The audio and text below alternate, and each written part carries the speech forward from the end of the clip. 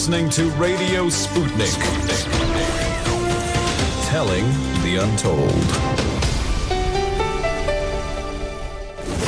Welcome to the Open University of the Airwaves with George Galloway. Only on Sputnik Radio. It's going to be rock and roll radio with pictures tonight, so fasten your seatbelt. 59 years ago this week, it was almost doomsday. And don't tell my wife, but I'm so old, I was there. I was tucked up under the covers, imagining it was the end of the world and that nuclear war would break out by the morning.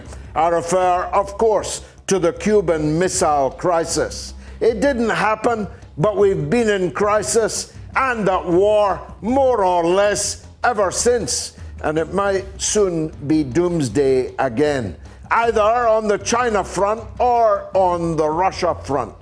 Does capitalism need war? We'll be looking at that subject too. And Donald Trump is not just back on the stump, he's back on the social media airwaves. He's invented his own Twitter. I've joined it. Have you? In fact, maybe we'll broadcast on it next week.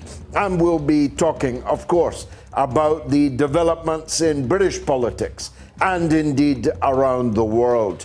We are on Facebook, on Twitter, on Instagram. We are on a multitude of platforms.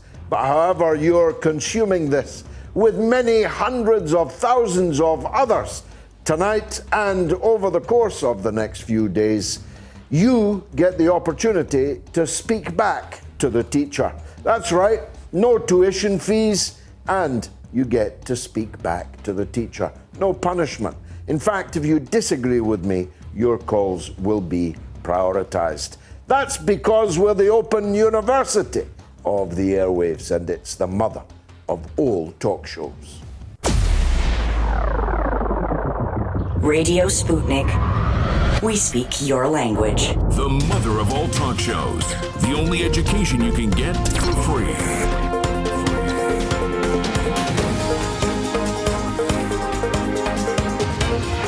George Galloway. This is Radio Sputnik. Oxfam, the once world-renowned charity, aid agency, campaigning organization, hit a new low today when it was reported that they had decided to cancel J.K. Rowling, the best-selling author ever, and of course, the author of Harry Potter. What she did wrong, we will examine.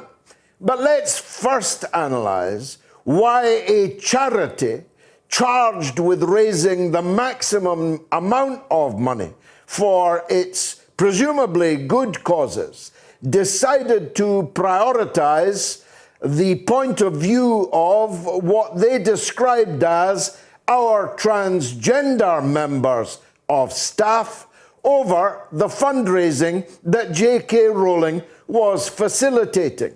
It sounds pathetic, really.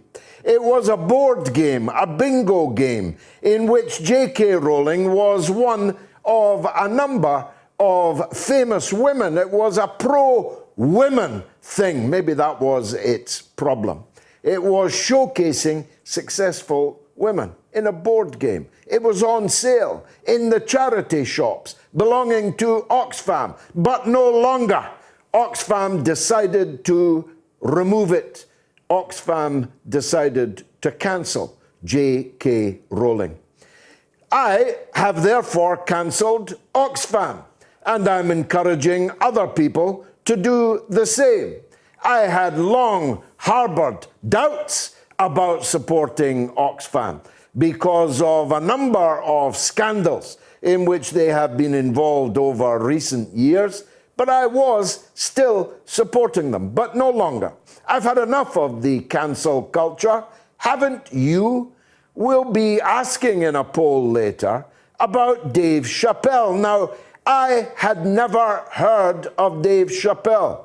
I'm sorry, it's my age and class, and my tastes in comedy. I had never watched him. I was vaguely aware of his existence, but couldn't have put a name to the face or a face to the name. Now I've watched all of his work. Why?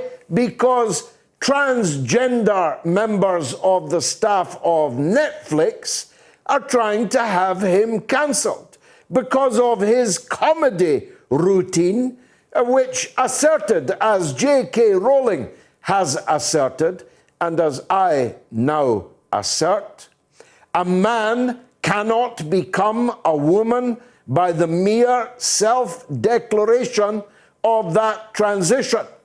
A man should not be housed in a penitentiary for women just because he has decided to identify as a woman. A crime committed by a man should not be ascribed to women just because the criminal has self-identified as a woman. A man should not be playing in sports that are reserved for women just because he has declared that he is a woman.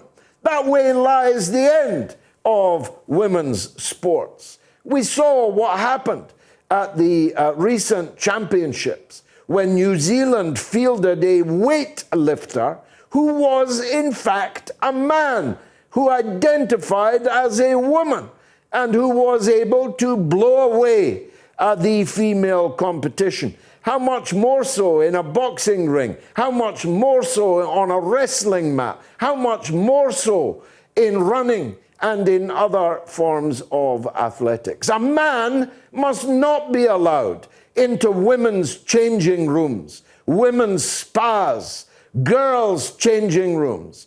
Girls should not have to get undressed in front of men just because those men identify as women. Now, it may be my age and class, but nothing that I've just said there is remotely controversial. To me, nothing, not one word of what I have said is remotely contentious. It has the benefit of being biologically, scientifically true, absolutely unassailably true. But in fact, everything I just said there would get me cancelled off Netflix, would get me withdrawn from sale in Oxfam, would get me drummed out of my university post as an academic if I said it and I was a university professor. This is madness. The stating of the truth becomes a cause for cancellation, for witch hunting, for losing your job, losing your career. What madness is this? Well, it's the madness that we are currently in. Not content with the transmania of public bodies up and down this country, not content with that, alongside it has begun a campaign for the cancellation of the word and the idea of woman itself. My daughter, recently given birth, was at a chest feeding class last week.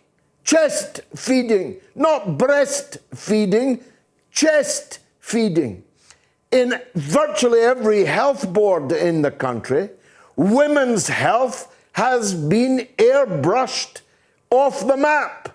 You cannot now find women's clinics, women's health departments. You cannot find any reference to pregnant women anymore. It's pregnant people, even though only women can be pregnant. We're being told that there are men with cervixes. I saw a reference today to a male placenta. All of this has gone completely bonkers. And the Scottish government so-called, in fact, a devolved provincial administration, has decided to be in the vanguard of this question, if only on this question. The fact that our COVID outcomes this day are not just the worst in Britain, but the worst in Europe and one of the worst in the world. Yes, that's right. All these liberal chatterati who told you that Nicola Sturgeon was handling the pandemic better than the buffoon Boris Johnson were all lying. She's handled it much worse even than the buffoon Boris Johnson. We're in the vanguard of all of these gender issues. We've abolished the term mother. Can you believe that? Mother. Without mother, none of us would be here. All of us love, revere, respect our mothers, except in Scotland, where the word mother will no longer be uttered in official communications. This madness has gone far, far, too far, has it not? And I'll tell you why. Because nobody has the guts to stand up for it. The University Teaching Union, when one of its leading members, a distinguished academic at Sussex University, was witch hunted out of her position, effectively, her trade union sided with the witch hunters and against her. Who's standing up for Dave Chappelle in Netflix? The chief executive just apologized for his shtick that had actually impressed with its sensitivity on the subject of the undoubted travails of being a trans person. His sensitivity, his love for his friend, a trans person, didn't save him. He may yet be cancelled off Netflix, like J.K. Rowling has been cancelled by Oxfam. We'll be talking about this today because actually there are very few spaces in which it is any longer possible to speak about this matter. You'll be pelted with eggs or worse. A researcher in the British House of Commons, of course a researcher for the SNP, has had his House of Commons pass just cancelled by the Speaker because he was involved in a Twitter timeline that actually called for Antifa to turn up outside the meetings of those women who won't wished, those women who will not be silent, will not be silenced, will not be wiped off the historical map. And one of the tweets had an Antifa woman with an automatic weapon in her hands. And they all said, it's about time this happened outside the TERF meetings and conventions going on around the country. You're in trouble if you speak like I'm speaking now. It's only on RT that you can do so. If I were on any other television channel right now, I would already have been cut off. And as it happens, President Putin of Russia said two vitally important things in his long talk to Western media and academics in Valdai, in Sochi, just this week. He said two things that were a standout for me. The first was that the form of capitalism practiced in Western countries today has completely failed and will have to be ditched because it is incapable of squaring the circle. It is incapable of resolving its own internal contradictions. Something that I strongly believe in and have been advocating, arguing everywhere for many, many years. But the other thing that President Putin said was that the mere assertion of biological truth and fact inevitably, ineluctably, in Western countries now has been criminalized and outlawed. Children are being encouraged to change genders. Children are being encouraged to imagine that there are 99 or is it 101 genders. Anyone who states, as I'm stating now, that men are men and women are women, if a man wants to dress as a woman, act like a woman, that's fine by me. I don't give a toss what anybody else does with their life, with their wardrobe, in their bedroom, in their bed. I don't genuinely care one thing about it. If a man wants me to treat them as if they were a woman, I'm more than ready and happy to do it. Just don't expect me to agree with your assertion that you are, in fact, a woman and that you have the right to go into my daughter's changing room, into her spa, or into the boxing ring for women with her. I'm stating these facts because it's not safe for other people in other places to do so. I will not be cancelled by RT for doing so, because here at RT, we believe in the truth, and moreover, we believe in freedom of speech. As Ricky Gervais said this week, if you don't believe in freedom of speech for those you disagree with, you don't believe in freedom of speech. You're not a liberal. You're not a progressive. And one day, somebody will come to cancel you, and there'll be nobody left to defend you. We'll be talking about all these matters. We'll be talking about the 59th anniversary of the Cuban Missile Crisis. When I was a child, I lived just a few miles from a Royal Air Force base called Lookers. And I went to bed, age 7, having heard my parents talk the night before that we were on the brink of a Third World War. And in the morning, I heard the airplanes from Lookers, and I pulled the covers over my head because I believed that the bomb was about to be dropped.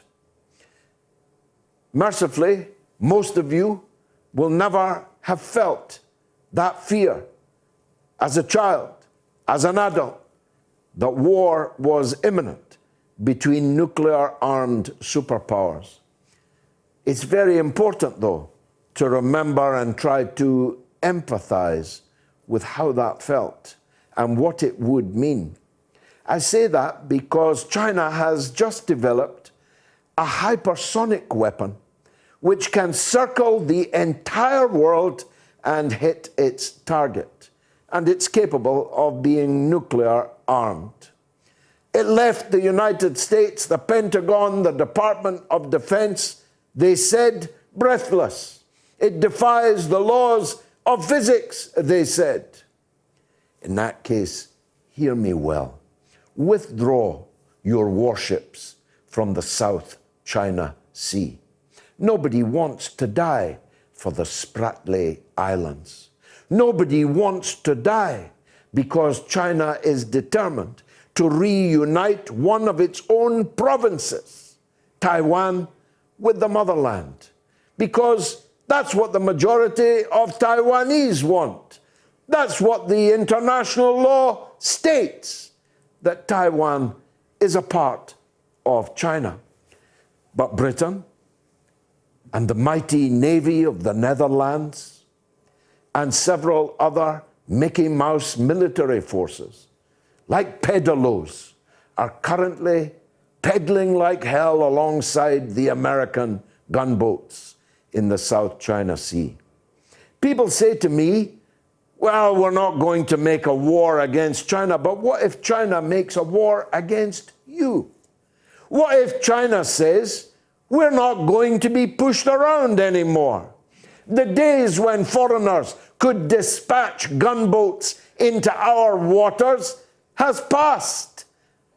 And we've got the weapons that can sink every one of your ships in an instant.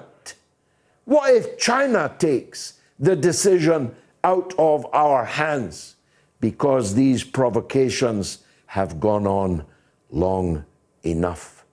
We'll be talking to Rachel Blevins in America about Donald Trump. We'll be talking to James Giles about Boris Johnson and Rishi Sunak, whose budget will be delivered today. We'll be talking about politics in the small and in the large and in the round. After all, this is the mother of all talk shows. Radio Sputnik.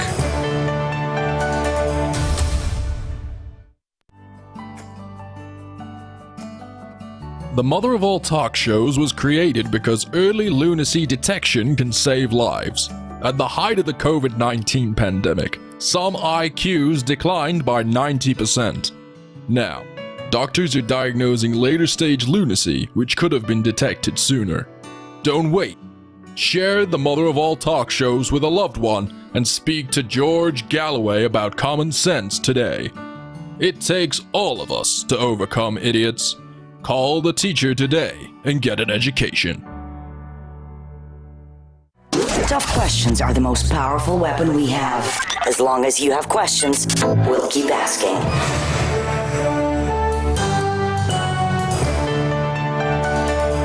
Radio Sputnik. Telling the untold. Okay, here's the numbers to call to answer back. 08081965522 if you're in the UK. And remember, it's entirely free. 08081965522.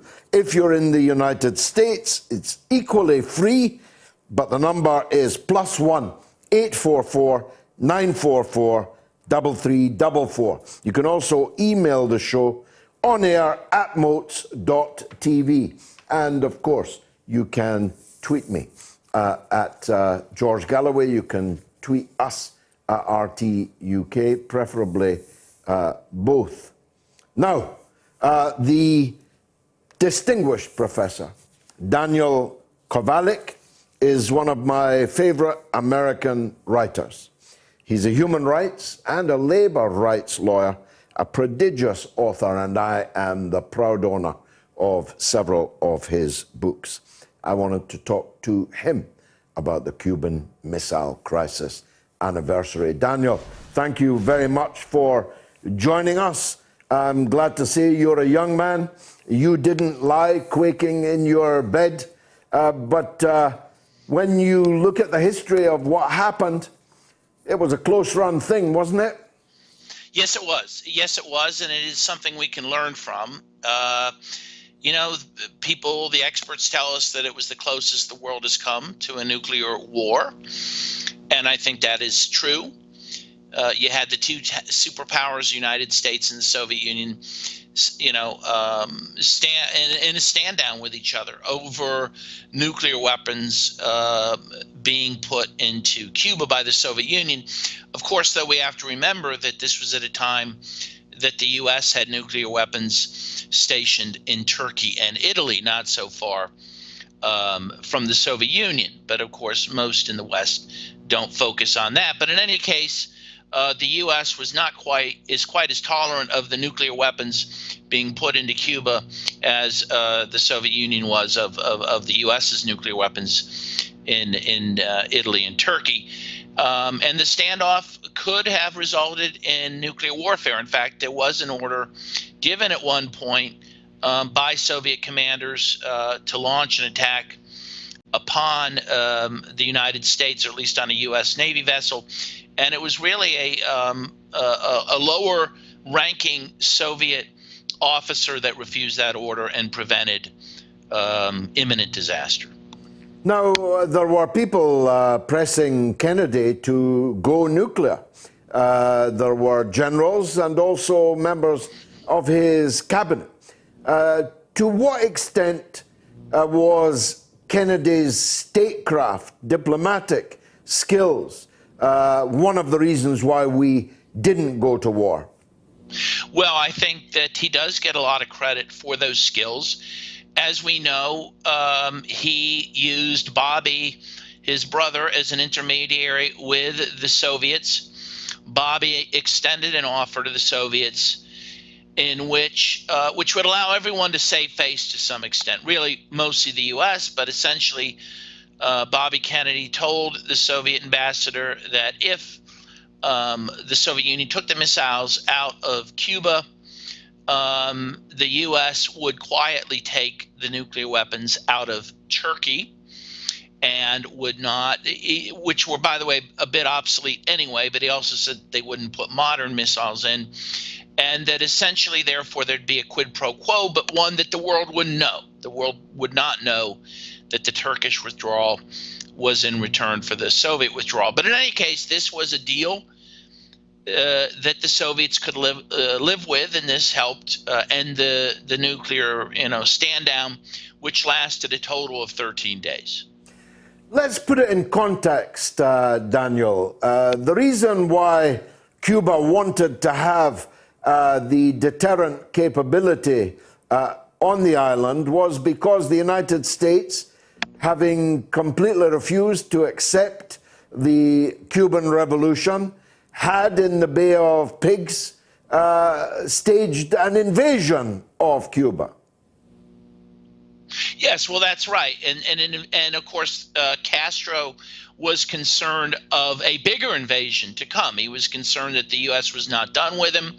And of course, as we know, the U.S. tried to assassinate him over the years, over 600 times, and do all other sorts of things to undermine him and try to overthrow him. So his concerns were obviously very rational, and he believed that a nuclear deterrent would protect Cuba. And in fact, one of the parts of the agreement that Bobby made with the Soviets was that the U.S. would not invade Cuba if the missiles were taken out. So to that extent, the Cubans also got something they wanted out of, first of all, the placement of the missiles, but also their removal in return for that agreement. Now, you rightly said that Kennedy gets a lot of credit by historians and journalists, the first draft of history as we know. But surely some credit belongs to Mr. Khrushchev, who doesn't get much nowadays for anything. Yes, well, it's good you point that out. I mean, history, at least as I was taught it in the United States, was that Khrushchev blinked, right? That Kennedy stood him down. Khrushchev lost heart, blinked, and retreated, with his tail between his legs, when in fact what happened was that Khrushchev did maintain a cool head, was open to negotiations, and took the missiles out in return, for an honest deal. So yeah, Khrushchev did not want a war with the United States, just like Kennedy did not want a war with Khrushchev. And yeah, so Khrushchev also has to be given credit for helping maintain the peace during that time. And in fact, well, it has to be pointed out that, Fidel Castro was very disappointed that Khrushchev was, took the missiles out without his approval. And I understand, certainly from Cuba's perspective of that. But I mean, again, Khrushchev should get the credit and the save for being willing to do that in the interest of the greater good of humanity. Now, what does this mean for us today, beyond being the subject of some great movies, Kevin Costner and so on? It matters surely thus, that the West had nuclear weapons in Turkey and in Italy The Turkish ones were withdrawn and not replaced. But today, we have the US Navy and the British flagship, the aircraft carrier, Queen Elizabeth, and all kinds of military hardware, and no doubt under the water, nuclear-armed submarines in the South China Sea. Right. The Chinese are not sailing off San Francisco with nuclear missiles. The Russians are not moving their nuclear weapons onto our lawn, but we do it regularly. We have had nuclear weapons in the former socialist countries, in particular Poland, and we could at any time move further nuclear hardware very, very close, just as close as Cuba was to the United States. Turkey is a border country. Poland is a border country. The laxity nowadays about military maneuvers and exercises, and as we know, every war is at first presented as merely an exercise, it's all very dangerous now. Yes, well, and again, yeah, we have to, as you say, we have to keep a few things in mind. The U.S. currently has nuclear weapons in Turkey, right, which was a big bone of contention back then. It still has nuclear weapons in Turkey, in Italy, in Germany, in Belgium, and I believe the Netherlands. And yes, up till very recently, there have been discussions about moving weapons into Poland. As you say, if the Russians had analogous weapons in Mexico or Canada or the Caribbean or South America, the U.S. would not stand for it. And so one has to realize these are very provocative acts. We also have to realize that NATO has troops up to the Russian frontier. Again, in a way that the Russians do not have troops up to the U.S. frontier, which again would be unimaginable. And so I think people of goodwill in the West have to call for the United States and for NATO to take at least a step or two back to prevent a confrontation with Russia that could lead to nuclear war. I mean, my fear is, and if you look at some of the things being said by think tanks in the U.S., is that there are some people in the United States and leadership that want a confrontation with Russia and or China. This is the height of insanity.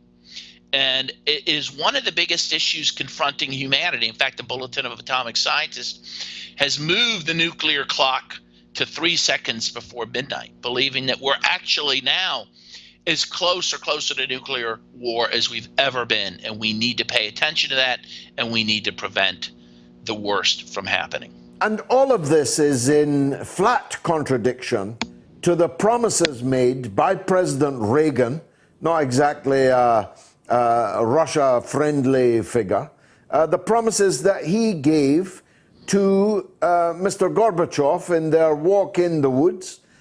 President Reagan promised that NATO would not expand to Russia's borders, that there would be no such provocations as are now an almost daily routine.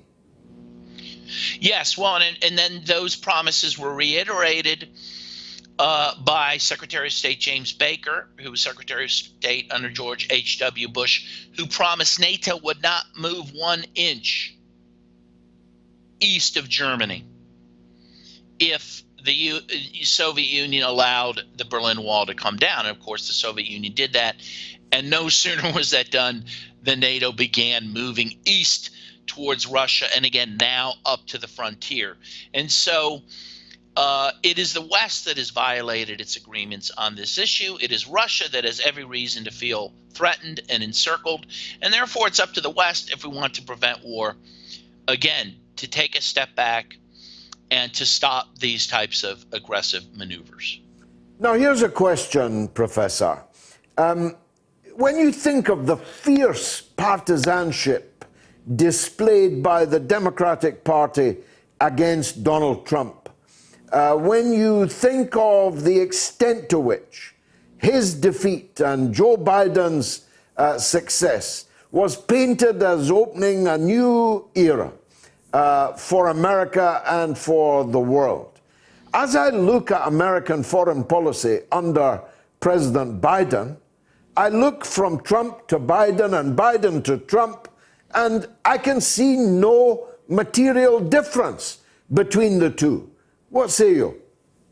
Well, I agree. And to the extent there is a difference, I would honestly say that while I am not a Trump supporter and I actually voted for Joe Biden, that Trump showed more of a willingness to deal with Russia, at least initially before he was pressured into not doing that. He showed an interest in even dealing with North Korea in a way no other president was willing to do. So to the extent there are differences, I would say Biden is more aggressive in his foreign policy than Trump, and that should be of great concern. You know, and the problem in the United States, you have this bipartisan system, though. You know, if your guy does something, it's by definition okay, and if the other guy does it, of course, it's by definition bad, even though, again, in this case, Trump had some good instincts in that regard, instincts that sadly were very much critiqued by the liberal establishment.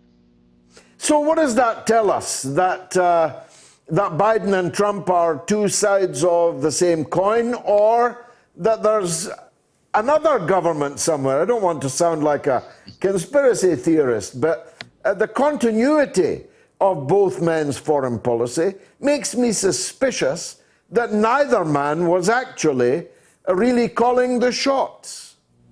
Well, I think you're absolutely correct on that. And again, that's not a conspiracy theory. All we have to do is go back to President Dwight D. Eisenhower, who was, of course, the supreme commander of the Western Allies in Europe, who said as he was leaving office as president that even back then there was a military industrial complex that was being built, that was running U.S. foreign policy without civilian control. And he warned of this danger, and he warned it would grow even more if not checked, and it was never checked. And it has grown to proportions now never seen before in world history. And we now have foreign policy and military policy being dictated by a small group of people, some in government, some in the military, but many in the private defense sector who decide to go to war without the consent of the people. And I can't think of anything more dangerous to this world. Of course, for the avoidance of doubt, the politicians could say no more war. The problem, to some extent, is that so many of them are bought and paid for by the donations of the companies in that military-industrial complex. Well, that's all true. Though, again, I don't want to sound like a conspiracy theory, but there are some thoughts that when John F. Kennedy wanted to say no more war and to get rid of the CIA, that might have led to his ultimate demise. So I think people that are invested in war are willing to go to great lengths to ensure that war continues, and that is very troubling. Indeed it is. Professor Daniel Kovalik, thank you very much for joining us on the mother of all talk shows. Always a pleasure to see you. Now, here's my first question of the evening. This was the week in 1957 that the film Rebel Without a Cause, which I still haven't seen, Rebel Without a Cause, starring James Dean, came out. Who was the female star? Natalie Wood, Marilyn Monroe, Vivian Leigh? Answer after the break. Tough questions are the most powerful weapon we have. As long as you have questions, we'll keep asking.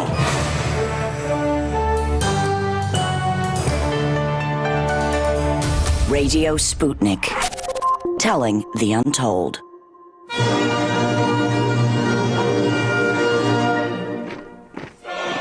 Comrade, tired of being trapped in mainstream media? Join the revolution with mother of all talk shows. Has been instrumental in making brain and heart of people stronger, like kettlebell for mind. Don't be brainwashed, CC, an open mind to new way of thinking. Whoa. If you don't know how, George will teach you. If you won't learn, he will make you. Speak to Comrade Galloway if you think you're hard enough on the mother of all talk shows. Radio Sputnik. The mother of all talk shows with George Galloway. The world is our classroom, and you're welcome to sit in and join the seminar. And the answer is Natalie Wood. She was the female star of the film Rebel Without a Cause. Is it a good film? I don't know how I've lived this long without actually seeing it. Now, the poll is going great guns, and it gladdens my heart. Should Dave Chappelle be cancelled following accusations of transphobia? Yes, 5%. No, 95%. On YouTube, it's yes, 10%. No, 90%. And on my Telegram channel, it's yes, 3%. No, 97%. Very, very powerful and impressive. A couple of social media comments on it. Grahama354 says comedy is comedy and people should be able to see things in context. And Love and Light says, make no mistake, Dave said some awful stuff in his special. However, he's working on getting better. What does that mean? I think he should continue to work on it, but I don't think he should be cancelled. I don't see malice in his act, but I do see room for improvement. Why don't you call us up and tell us what it was about Dave's act that was pretty awful stuff? Because I watched it and I didn't see it. Maybe you need to educate me. Gareth Quinn says, no, because most people aren't massive wet wipes. And Desmundo says, bullying someone to the extent that they're afraid to say what they think can never end well. Good point. And Kovichny says the LGTB Sikh community has been scoring more own goals in these last few years than Jamie Carragher has in 17 years at Liverpool. Well, I'm not so sure about that. Seems to me, first of all, that lesbian and gay people are amongst the most strenuous opponents of this transmania, particularly lesbians. Lesbians are overwhelmingly opposed to the cancellation of women. They like women. They like women just the way they are. They don't want a guy who has declared himself to be a woman to think that they're being bigoted because they don't want to sleep with them. It's kind of not rocket science, that, if you think about it. And Wayne Oakey says you should call those advocating for his cancellation racist. That'll shut them up. Dave is, of course, a black man. Barty the Shark says he takes the mick out of so many groups, but only the trans lobby are kicking off. The real question is, why is that? And Robert says, of course he shouldn't be cancelled. And if those wanting to cancel him actually took the time to watch and listen to what he says, they might realise they're wrong about him, especially after the story of his friend who killed herself. And Frederick Berger says his last show is more like a documentary than a stand-up comedy show. Every statement is backed up by facts. Facts, facts, who cares for facts, Frederick? And Ian Sankey says, Dave Chappelle implied that trans women are not real biological women. This is the truth, and the truth sometimes hurts. Indeed. Now, Dr. Bob Gill is with us now because the COVID story is coming back. There's a plan A, though nobody quite knows what's in it. And there's a plan B, and the Labour opposition sometimes calls for a move to plan B, but sometimes sticks with plan A. It's all very bamboozling. Certainly the number of cases is going up, although the rate of increase has begun to fall. The number of hospitalizations also up. The number of deaths in Britain is up. And we thought we needed some medical attention to this issue. Dr. Bob Gill is himself, of course, a GP, but also a filmmaker whom we have interviewed many times about his great work in defense of the National Health Service. Dr. Bob, thanks for coming on the show on this subject this time. Tell us how you see the current picture of the coronavirus in Britain, if you would. Thank you, George. Well, compared to our European neighbours, we seem to be the worst performing. That's because we're following a strategy of vaccination and nothing else, whereas other countries are doing a vaccination plus strategy, which is to leave in measures that mitigate the risk and the spread of the virus. So we're doing relatively badly compared to similar economies abroad. And we really have to start asking whether this is a competence issue, or does the continued chaos, the continued strain on the NHS provide some political advantage to this government? But, of course, if you do a lot of testing, I myself did 2 tests in the last week or so. If you do, mercifully, both negative, but if you do a lot of testing, you're going to find a lot of cases. That's not in itself disastrous, is it? No, but you're right. The cases may be going up, but the more important figure is the hospitalization rate. So there are thousands of COVID positive patients in hospital at the moment related to complications of COVID. Now that's having a devastating effect on the provision of services. We saw down in the southwest, a line of 20 ambulances waiting to drop off patients who are sick, who require hospitalization, but there are no beds for these people. And the decisions that the government made in the way it handled the pandemic, we recently heard that one of the private contractors they hired to do PCR tests had released 43,000 incorrect test results. So the pandemic response has been an expensive catastrophe from the beginning. Now, what advantages does the pandemic provide to the government? Well, it provides quite a few. It creates an atmosphere of fear. This atmosphere of fear allows them to bring in vaccine passports, which they can extend for other uses later on. It also shakes the confidence of the public and the staff in the NHS. They start to believe that this system can't cope. And currently through Parliament, we have the Health and Care Bill, which is going through, which is the final transition to an American-style managed care system.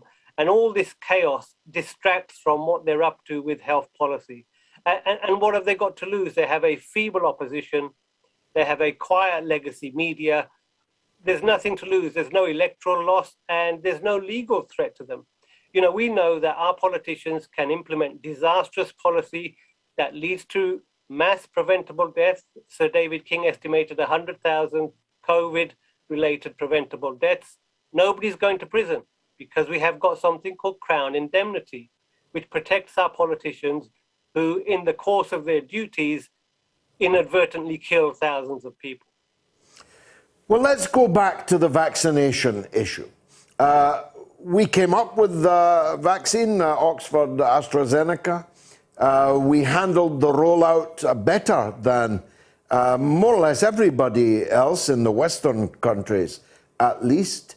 The vast majority of us are vaccinated twice, and yet people are still getting it. Do you get the impression that the vaccine isn't quite what it was cracked up to be as a defense? Well, it provided everybody with a great sense of hope because they saw the government wasn't doing anything else which would prevent the spread of the pandemic. But we've known, as soon as the studies became available, that although it modifies how sick people get, if you've had both vaccines, the chances of you dying from getting reinfected are very much reduced, but it doesn't prevent transmission. And the immunity you get from the vaccine starts to wane after a while, hence the push for the booster. So the vaccine was never going to be a cure-all, I'm afraid.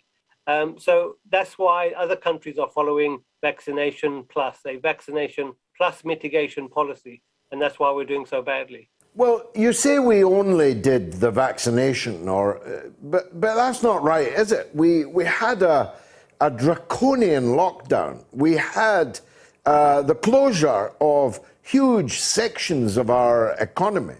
Yeah, if we go back to that, the country will be ruined, surely. Yeah, so the lockdowns were a testament to the government's failure to respond to this properly. They never had a sensible test and trace system. The system they had was hugely expensive, fragmented, and outsourced to an accountancy firm who has no experience in managing a pandemic. And people who were positive weren't supported to isolate. So it was a totally chaotic and very expensive system. The lockdowns were a testament to the failure that we had in response to the pandemic. There was some relief once the immunization program started to get rolled out. And you're right, we did very well. Again, the vast bulk of the work in terms of vaccinating people was done by the NHS. So the very institution that this government is set up to fail is the one that helped them out of a desperate situation. And lockdowns are an extremely blunt tool which should never have been used, never have been needed had the government followed rational, basic public health measures. So what should happen now?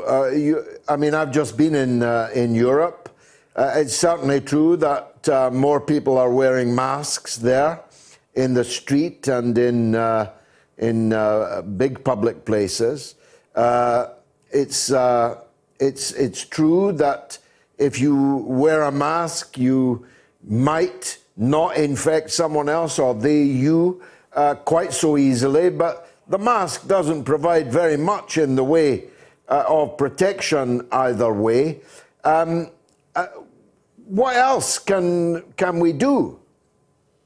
Yeah, I think it's important to complete the vaccination program. Again, there are a lot of people, the vast majority are vaccinated, fortunately, over the age of 50.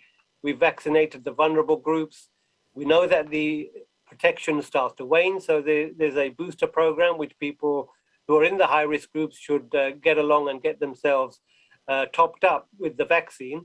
But there are other mitigations. So we never attempted to mitigate the spread of the virus within the schools. Now, there are many pupils up and down the country who are getting infected and obviously taking this home to their families. So that's a problem that this government never addressed.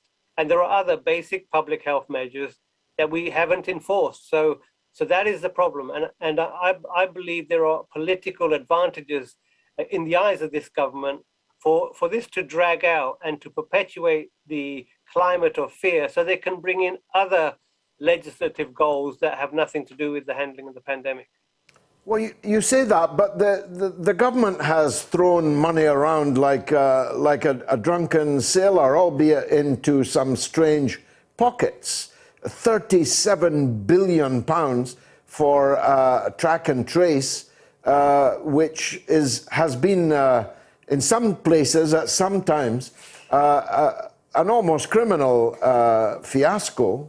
But the money that the Treasury has spent on supporting the economy, supporting companies, paying furlough and so on, that's not in the government's interest, is it? No, but if you look at where this money is ending up, it's not ended up in boosting up the public sector. It hasn't ended up creating extra capacity within the NHS. It hasn't gone to support local councillors or councils in providing a response to all of this. It's gone to private corporations. And the Public Accounts Committee themselves said that the 37 billion that went to Serco, Deloitte, Test and Trace had no tangible effect on preventing the lockdown. So, one way of looking at this is we have a blatant looting of the Treasury. Where is this money all going?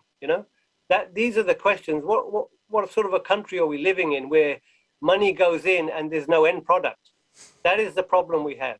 The furlough scheme, yes, it was very expensive. It was necessary, but it's necessary because the government failed basic public health. You know, a lot of people find it difficult to compute what a billion is.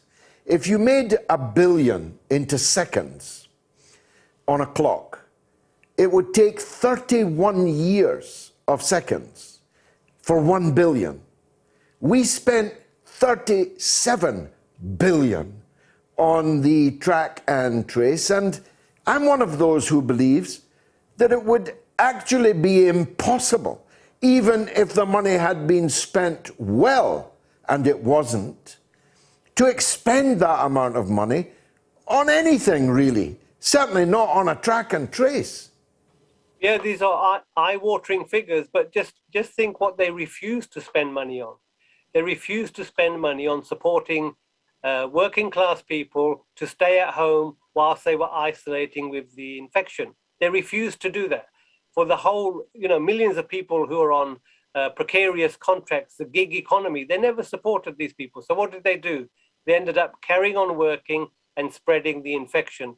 The money went to large multinational corporations who have done extremely well out of the pandemic. The vaccine that we all paid for the research for, the AstraZeneca vaccine, which was 97% publicly funded, the patent for that was given over to a private company. We're being ripped off, and people are dying as we are being ripped off. So this is the worst of all worlds that this government has dealt to the population. So what do you expect, Doc, over the next week, 2 weeks? Are these numbers going to keep spiking, or might they begin to fall away?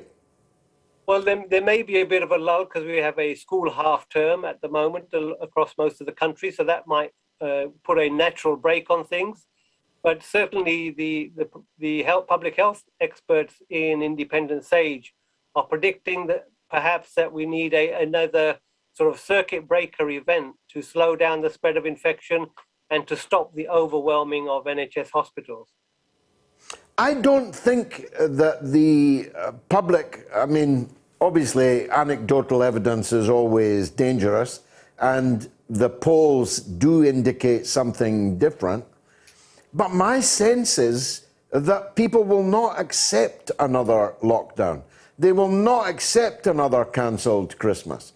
They will not accept not being able to hug their mother. Is that your sense also or not?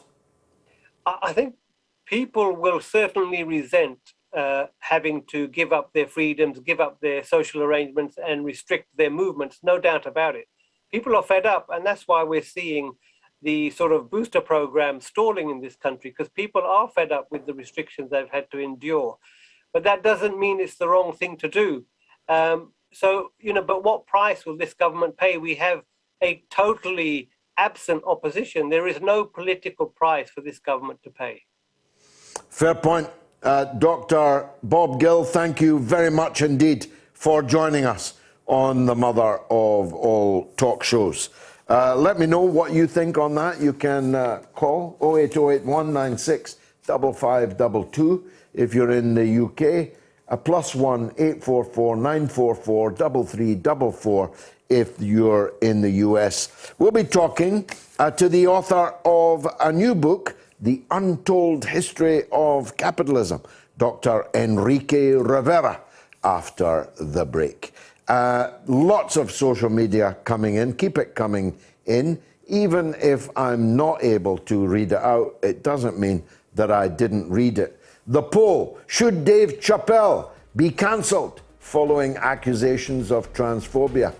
It's still yes 5%, no 95%. Well, you can vote on my Twitter feed, and I'll see you after the news with Jamie Lowe.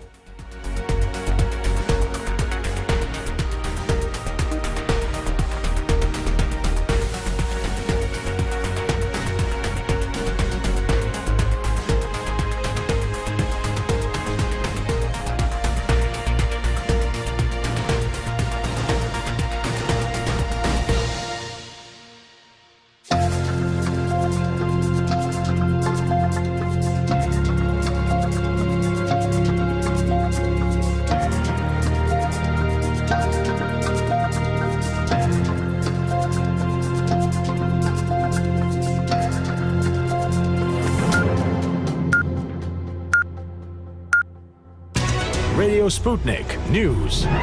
Britain's Chancellor Rishi Sunak has said that strong investment in public services will be at the heart of his plans for rebuilding the economy when he sets out plans for his budget later this week. He said he would drive growth by spending on infrastructure, innovation and skills, but he said he did not have a magic wand to make rising costs disappear. The Labour opposition wants VAT on energy bills to be cut to zero to help families. Sunak will set out his budget on Wednesday amid concern among some of his own Conservative Party too that rising energy prices, inflation and tax hikes are causing a cost of living crisis in the UK. Coronavirus travel rules have been relaxed for those returning to England, allowing fully vaccinated holidaymakers to take cheaper lateral flow tests instead of PCRs. The new rules came into force at 4 a.m. today, just in time for the half-term holidays. This means that people arriving in England from a non-red list country can use lateral flow tests instead of the more expensive PCR on or before day 2. However, lateral flows must be purchased from a private provider, not those provided by the NHS Test and Trace for everyday domestic use. 8 men have been arrested on suspicion of murder after 2 teenage boys died in Essex. Police said officers found 3 people injured after receiving a number of calls to Regency Court, Brentwood, at about 1:30 a.m. this morning. 2 of those had since died, the force said, while the third was treated for non-life-threatening injuries. Police said they were working to establish how the boys died and post-mortem examinations would take place. It's understood that they suffered stab wounds. Women and girls are terrified to go out due to sinister means being used to try to attack them, an MP has said.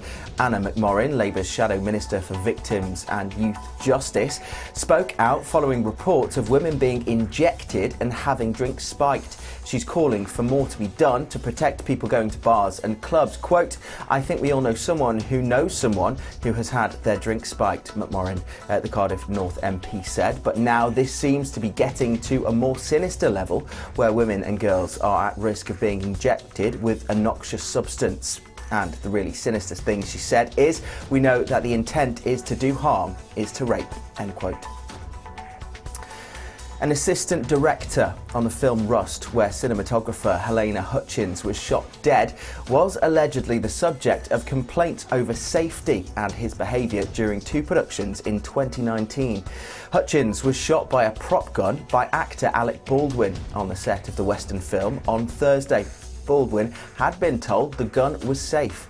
The complaints against Assistant Director Dave Halls included disregard for safety protocols for weapons and pyrotechnics use, blocked fire lanes and exits, and instances of inappropriate sexual behaviour in the workplace.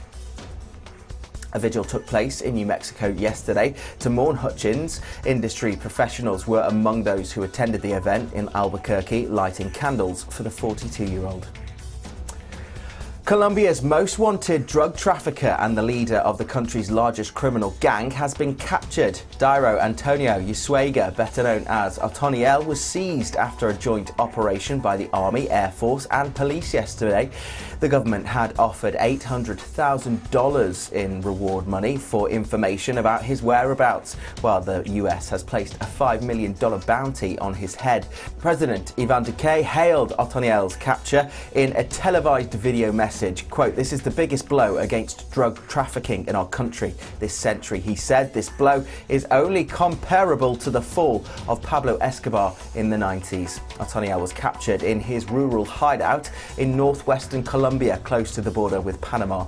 The operation involved 500 soldiers, supported by 22 helicopters. 1 police officer was killed.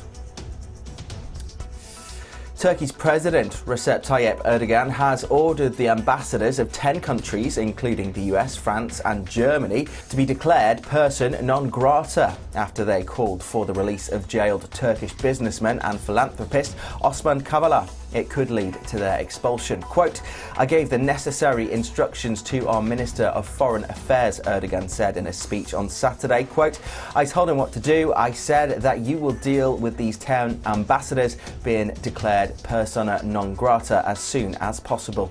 The Turkish president added the ambassadors should leave the country if they do not understand Turkey. Afghanistan will shortly collapse into chaos unless the international community acts rapidly. Swedish and Pakistani ministers have warned. The country plunged into crisis after the hardline Islamist Taliban movement drove out the Western-backed government in August, triggering the abrupt end of billions of dollars in assistance to its aid-dependent economy. Quote, "The country is on the brink of collapse, and that collapse is coming faster than we thought," Swedish Development Minister Per Åslund-Frid said. He added that economic freefall could provide an environment for terrorist groups to thrive, but that Sweden would not channel money through the Taliban, instead boosting its humanitarian contributions through Afghan civil society groups. And finally, even Pablo Picasso artworks that have been on display at a Las Vegas hotel for more than 2 decades have sold at auction for nearly $110 million. The works, which were owned by MGM Resorts, featured in the Picasso restaurant at the Bellagio Hotel. The company said that Saturday's auction would help it improve the diversity of its fine art collection. The auction featured 9 paintings and 2 ceramic pieces by the Spanish artist who died in 1973. The collection spans more than 50 years of artistic output. The 1938 painting, Woman in a Red-Orange Beret, which features Picasso's lover and muse Marie-Therese Walter, fetched the highest price of the evening at $40.5 million. The collection was started more than 20 years ago by the American casino mogul Steve Wynn, the former owner of the hotel. The names of the buyers have not been released, and that's the latest here on Sputnik News. I'm Jamie Lowe.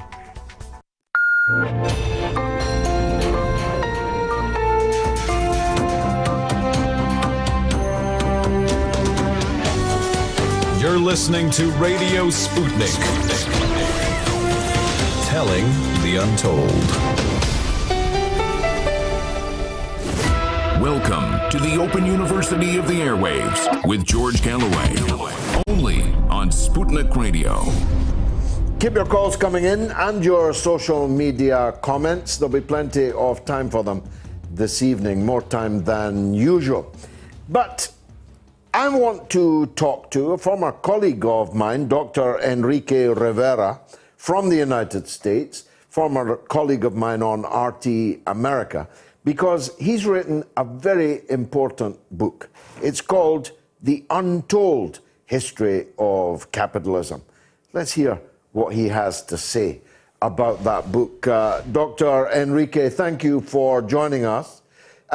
Why untold? As far as I know, all the history I've ever been taught was the history of capitalism. What is there that is untold? Well, that's a great point. I mean, all the history of the modern world is really the history of capitalism, right? But unfortunately, it's only a relative few, especially in the West, that get to hear the real history. As far as what's untold in this, I think there's 2 original arguments here. One is, well, first of all, we talk about capitalism, we throw the term around rather loosely, and I think we do this across the political spectrum, you know. But we don't kind of sit down and ask, well, what is capitalism? What makes our contemporary economic system different from the previous ones that have existed in human history?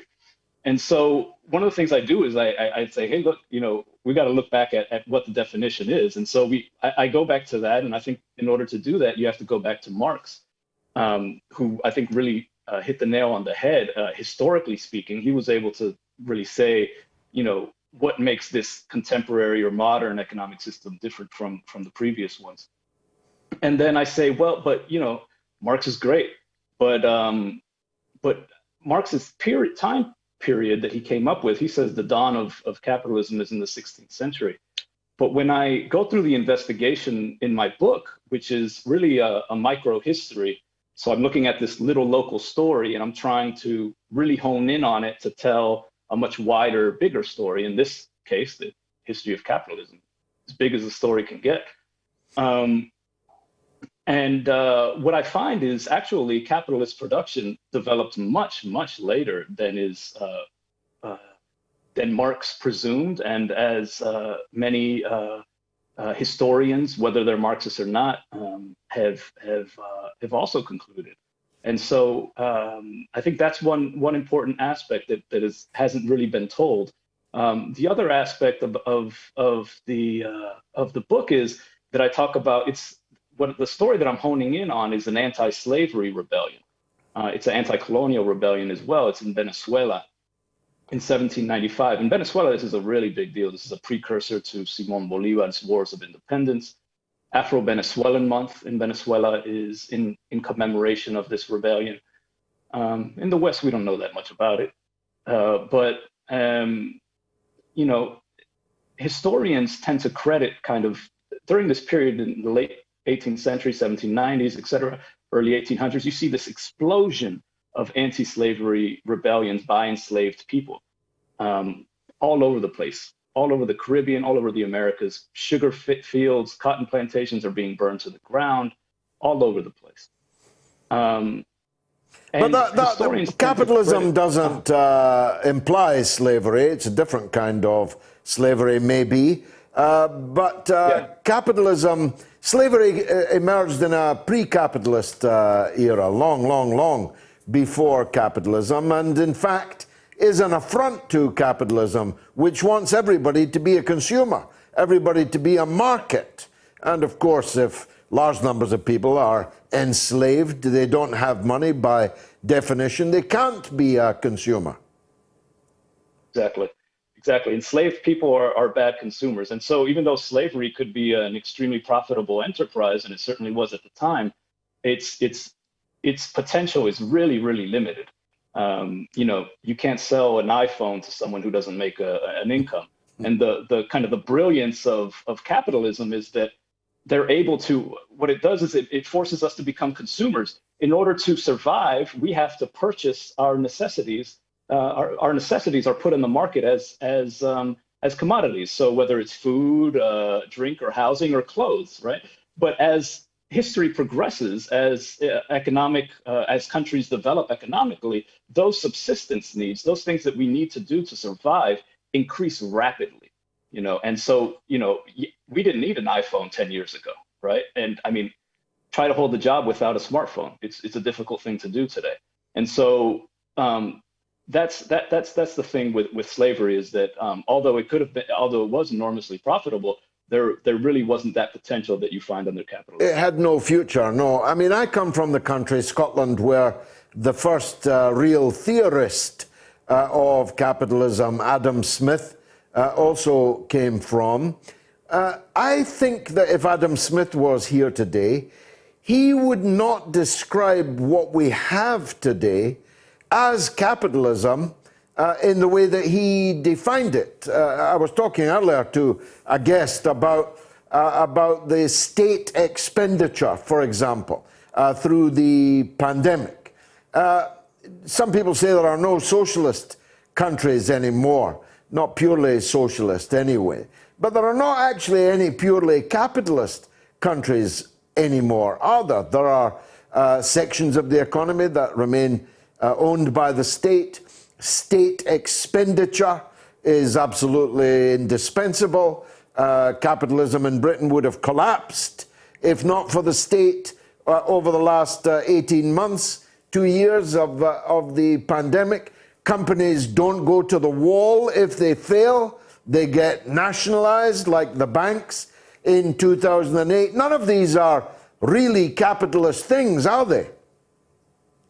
Well, see, I think that's where where Marx departs from Smith, and that Smith, I think, frankly, was wrong. He had this idea of the modern economic system as being completely divorced from the state, and it was completely in the hands of private hands, and that's where it needed to be.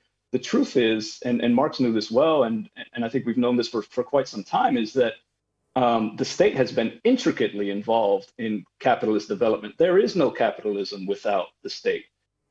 Before, if we look way back, right, and if we look at Scotland, for example, I don't know that history totally. I know England a little better, but let's say England in the 18th century, there are people who are they're small farmers, basically peasants, and they live off the land and they pay their tax to the feudal lord or whatever.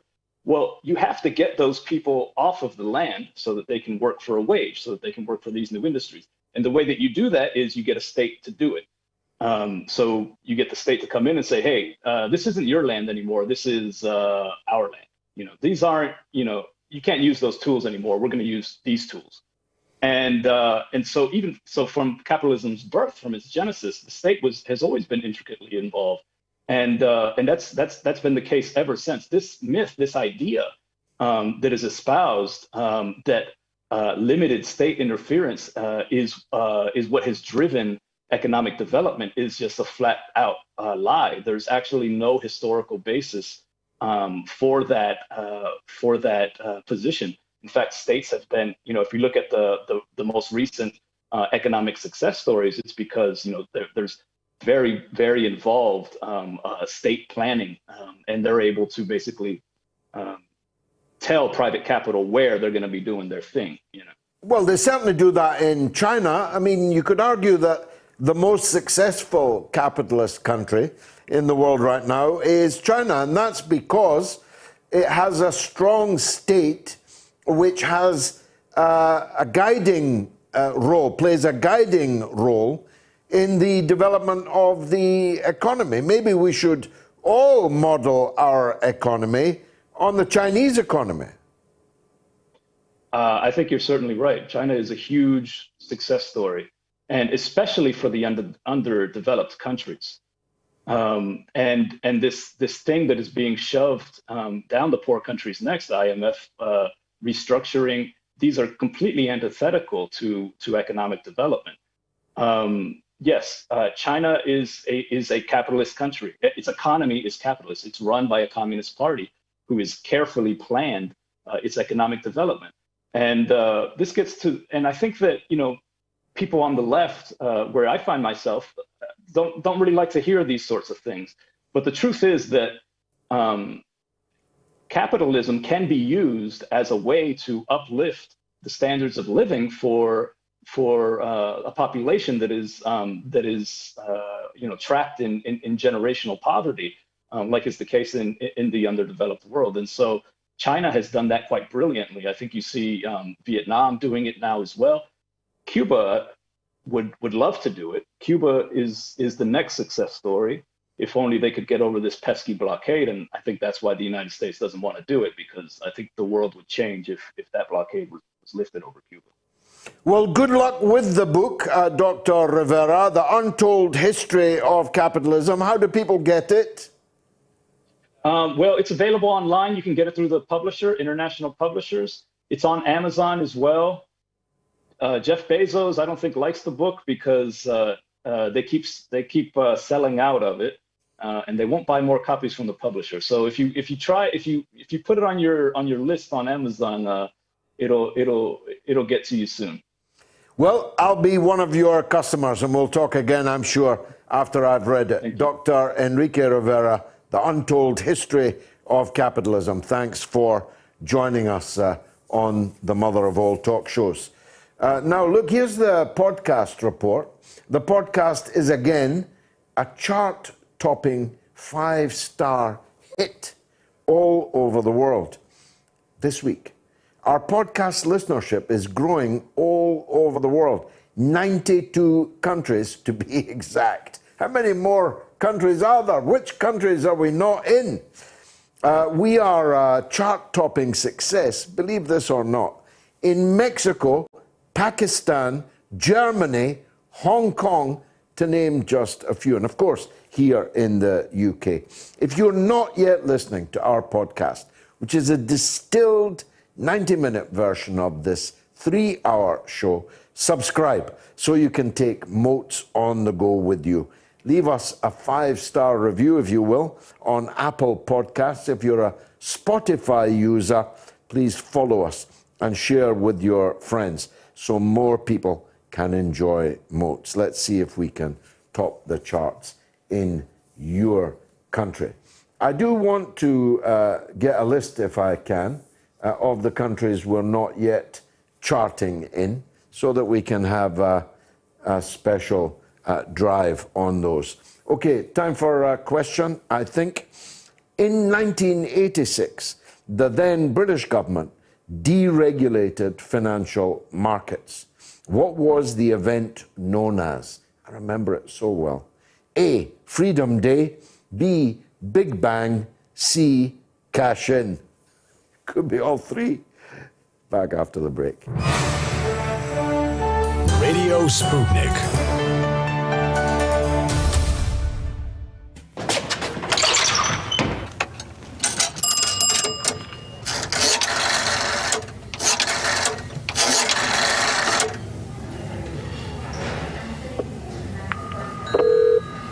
Let's take a call. Go ahead, Kenny. Hi, George. Here. I just want to talk about the trans issue that you were speaking about earlier. Yeah, I've got a ahead. book in front of me by Douglas Murray, and he's got a paragraph here that I'd just like to read out, if that's okay. Oh, yeah, go ahead. Okay. I was standing on the corner at a quarter. All right, I'll get him off.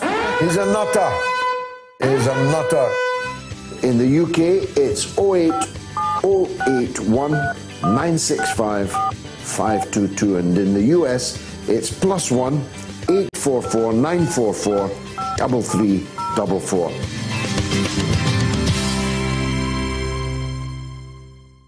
Tough questions are the most powerful weapon we have. As long as you have questions, we'll keep asking.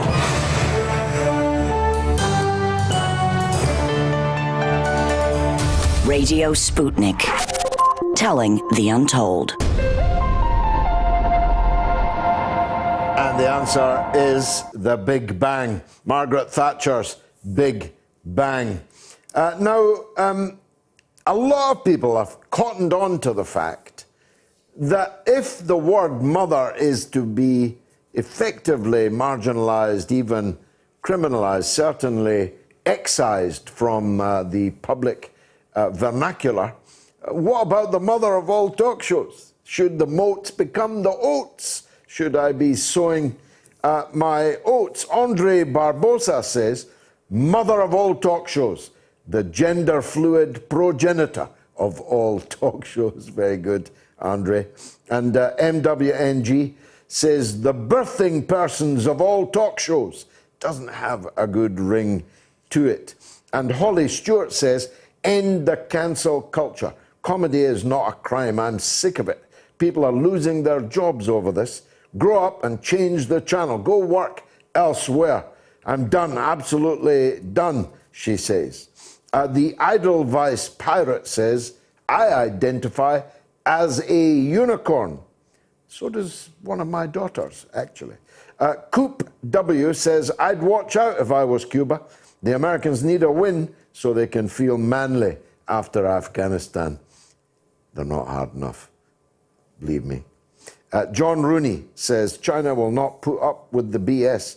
Russia and China have warships in the South China Sea.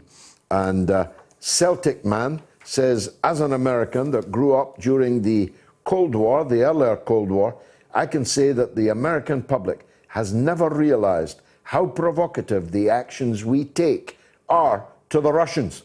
And Just Looking says, China is behaving like pre-war Germany with the current military build-up.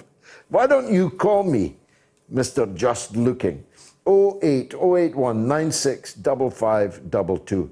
Why don't you call me now and defend that most absurd take of the week? Let's go to Oakland, California. Why wouldn't we? To talk to Orion. Go ahead, sir. Hey, George. Nice to hear from you. Your show. Thanks. Yeah, I'm a second-time caller. Welcome. So I wanted to talk to you, to cut to the chase.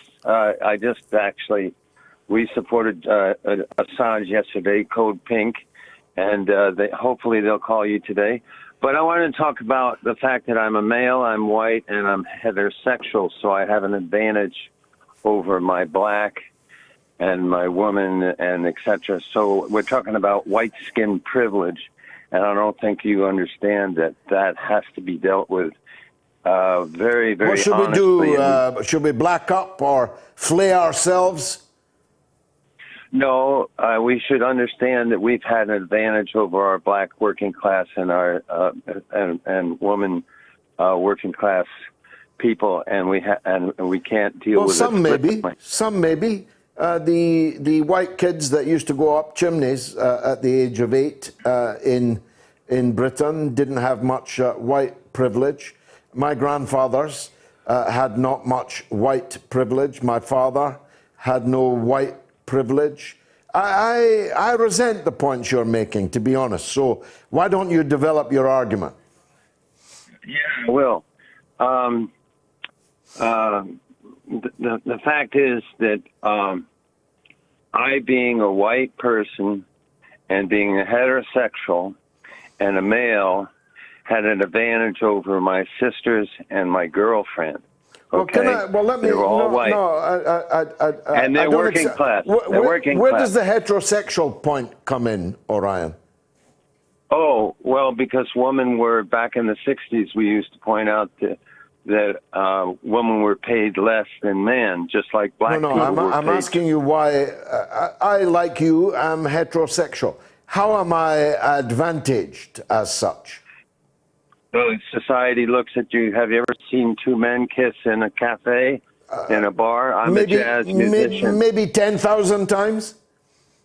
Oh, that's good, good. Well, England's a little more swishy, I guess, but I'm from I don't San know. Francisco. California's pretty swishy.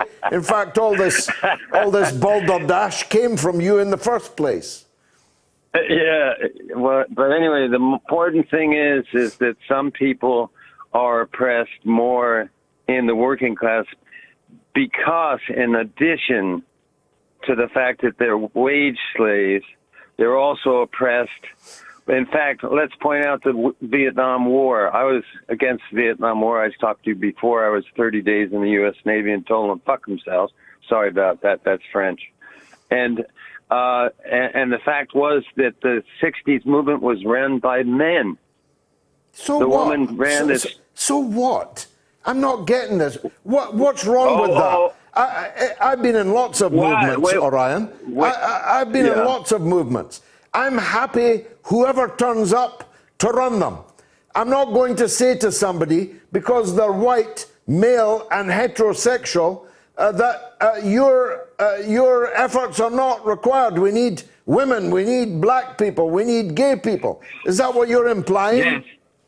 No. What I'm saying is that often white people take advantage of their white skin privilege, not on purpose, but they come in to the meetings and they run things because they're used to their patriarchal and heterosexual power. In fact, Red China, I'll tell you a little story.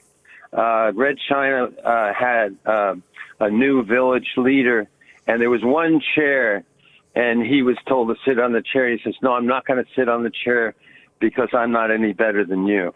So it's important to encourage black and brown, and we understand this in the United States. And there is a struggle. I'm against the woke movement. I'm against the identity crisis unless it's connected to a working class understanding of lying. I think that you and some of your cohorts don't understand the importance of dealing with racism and sexism. Well, but totally you're completely wrong about that. We are implacably opposed to racism and sexism and heterosexism. Implacably opposed to it. But what we say is, if you bang on about these identity politics things all the time, if you lead with them, just like I, as a southpaw, lead with my right, if you're leading all the time, jabbing the working class, telling them they're white privileged, they're straight privileged, and so on, what you're actually doing is weakening the movement, dividing the working class for the edification of and the advantage of their rulers. The one identity that we all have, almost every one of us, that if we could unite around it, would make us unstoppable, is our class. That's my point, Orion. Yeah, I agree with that. I don't think we should bang on. I love that English stuff or Scottish stuff. Bang on about the identity stuff. But I think we have to recognize it. I think we have to understand also, I felt that when you spoke to that guy, the comedian at the end about British stuff, he's not there anymore. But the guy that was before Childs, right? Forget his name. Mm-hmm. Anyway, you were saying, you were both agreeing as white men that you didn't do anything individually to oppress black people. But it's not your individuality. It's the fact that the society was based on capitalism, imperialism, and dividing the working class against women and slavery and Latinos, right? So we have to understand that a lot of times when we're in a meeting, a woman doesn't want it. This is what we understand in Oakland, California. We understand that in a meeting, sometimes a woman is less apt to express her political views, and we lose her perspective, her working class perspective. And a lot of times a Latino may be shy in a white-run movement, okay? So it's important to be a multiracial, the multiracial rebellion of millions that were against police terrorism down in Minnesota or whatever the fuck that town was. No, stop swearing. No, cut him off. That's twice you've done it now. It's not allowed. I want to apologize to everyone who's been offended by that bad language. The first time might have been a mistake. The second time is just reckless. I don't know if Orion is a particularly relaxed guy, you know, California and all that, but we don't allow that here. So if you come on the air, don't use that language. Please accept my apology for that. Miles is on the line in London on the subject of Julian Assange. Go ahead, Miles. Oh, evening, George. Evening. George, I'm one of the protesters that will be out in front of the court on Wednesday, the High Court, trying to get Julian Assange out of prison. There was a big protest this weekend, right? I was up the front, right behind Stella, with a sign saying "Thordarson lied." Good for you. Well done. Big hats off to everyone that was on that protest. Yeah, probably getting close to 2,000 people. We'd like to get about 5,000 people down to the courts on Wednesday and Thursday, because it's his final appeal. The Americans could lose at this point.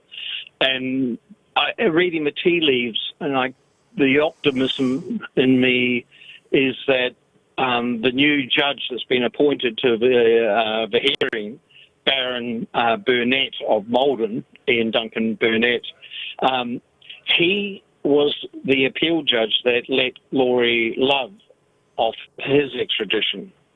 And I'm trying to read that as a good thing. I don't really know too much about Baron Burnett. I don't know what you know about him. Nothing at all, no. I don't know a lot of barons. Right.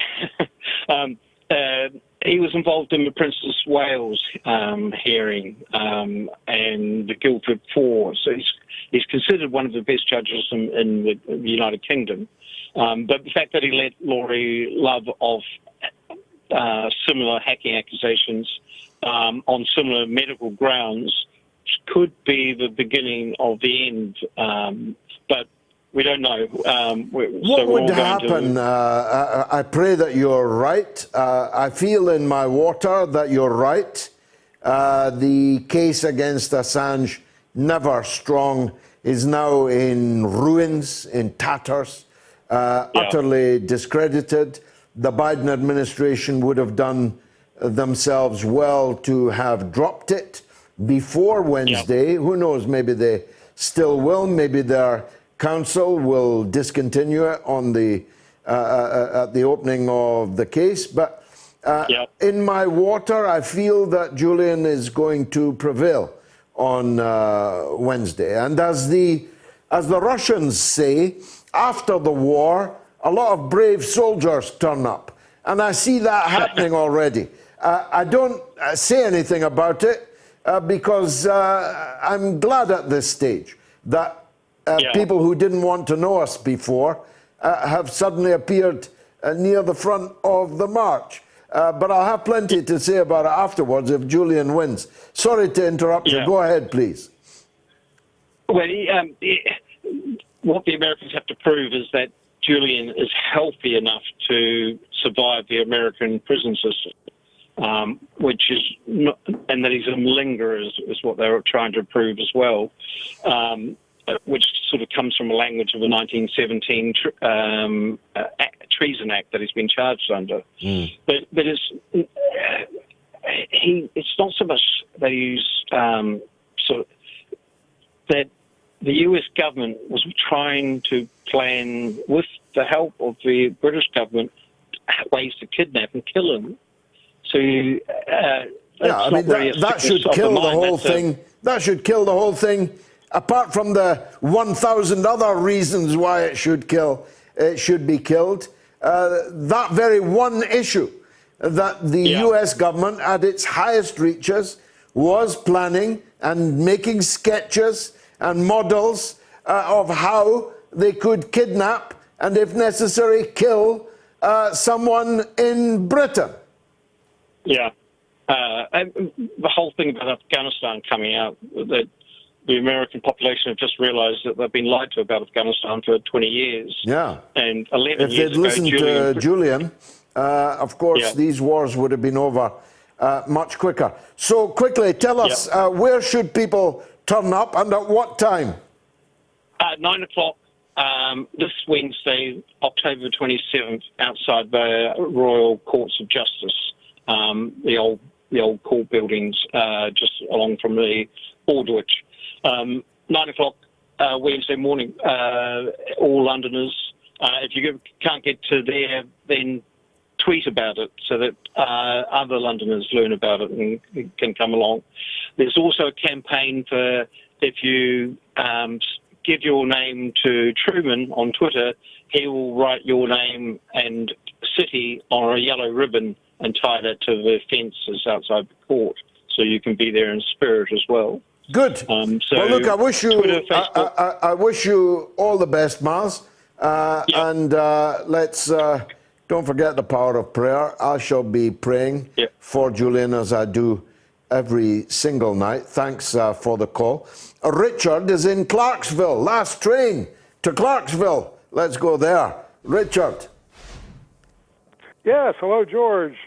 Thanks to you and thanks to RT for these opportunities to speak our minds freely. Welcome. I would like, it's interesting you talked in your opening half hour so much about nuclear weapons and their dangers. I think we need to really keep that in mind and be aware of what's going on in my country here in America. I think there's a giant pivot on to make China the new evil empire. Sure. And in fact, to try to divide China from Russia on the principle that they couldn't dream of fighting them both at the same time. So what they're trying to do now is divide them. John Bolton saying, we quite like Russia, wish it would turn to the West and away from China. They've had a peculiar way of showing how much they liked Russia in the last few years. But I saw Bolton doing that on TV. Sorry, Richard, go ahead.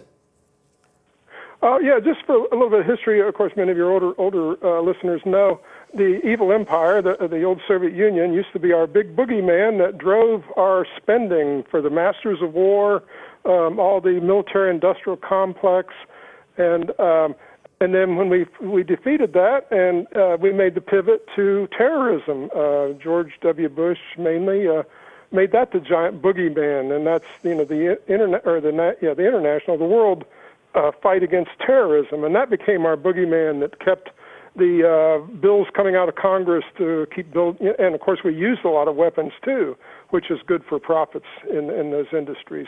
Well, now Afghanistan, of course, with what just recently happened, it's a huge embarrassment, and I think they feel a little bit in limbo.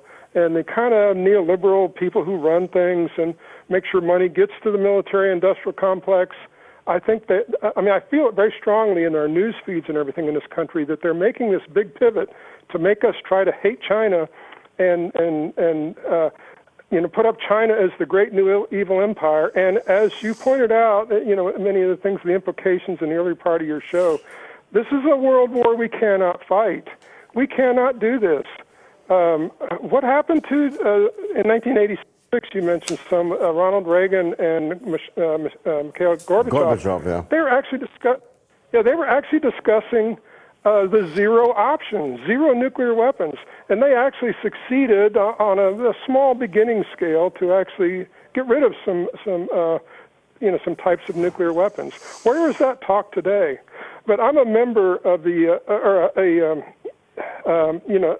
People's Party we're trying to get going in this country. I'm one of the people that's trying to get that going. I've talked to you before about how important it is that we stress the kitchen table issues, Medicare for all, national health insurance, things about employment, building our infrastructure, supporting unions. I think now the People's Party should also feature that we are a party and a movement for peace and for sanity in this world. Well, I agree. Richard, thanks very much for that call. Sorry to hurry you on, but the hour is advancing, and I have a question to ask. It is this. In 1974's Rumble in the Jungle, Muhammad Ali knocked out George Foreman. What was Ali's tactic called? A, duck and dive. B, bob and weave. C, rope-a-dope. Ali Boumaier. Ali Boumaier. Answer after the break. Radio Sputnik. You have to remember back in 2002, 2003, there was a wish by George Bush for regime change. That's what was driving him. Nothing to do with weapons of mass destruction, which of course didn't exist in Iraq. So they had to construct some sort of formula, some sort of cover story in order to persuade the British public that intervention in Iraq was right. Now, David Kelly, as an expert in weapons of mass destruction, knew that this was untrue. He knew that there were probably no weapons of mass destruction in Iraq. That was a guy that could have brought down the whole system. I reckon you're chaff. You've been thrown up to divert our probing. The Foreign Affairs Select Committee, that parliamentarian briefing, I think that was an indignity to him. We saw it on the news, and my very first thought was shock. Oh my God, this man is in the eye of the media hurricane. He should be protected by that at least. You've got blood on your hands, Prime Minister. Are you going to resign over this? I don't know the details of how Lord Hutton happened to be selected, but what was certainly the case is that he was the right kind of judge to use from the point of view of Downing Street and the intelligence services as well. Of the 21 days of hearing, only one half of one day was spent on discussing the forensic aspects. That is disgusting. We were given the Hutton report the day before it was published, but actually what happened was he went too far. The events of 2003 were disgraceful ones in this country's history, and it's unfinished business. Those responsible for an illegal war, those responsible for the death of David Kelly, have not been brought to justice. There's been no inquest into David Kelly's death. There needs to be one. We need to make sure that those who behaved in a reprehensible way in 2003 are finally brought to book. And don't forget, you can get from Amazon the Killing Kelly DVD, and you can download it on Vimeo. Tough questions are the most powerful weapon we have. As long as you have questions, we'll keep asking.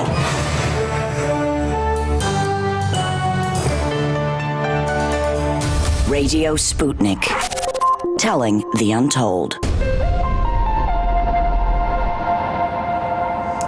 It was, of course, the rope-a-dope that Ali outfoxed George Foreman. It was one of the moments of epiphany in my life that I will never forget. I was in, as it was my wont in those days, a cinema, because that's the only place you could see fights that were taking place in the middle of the night. It was closed circuit TV, and it was in Blackpool. I was at the some Labour event, and I went to a cinema in Blackpool.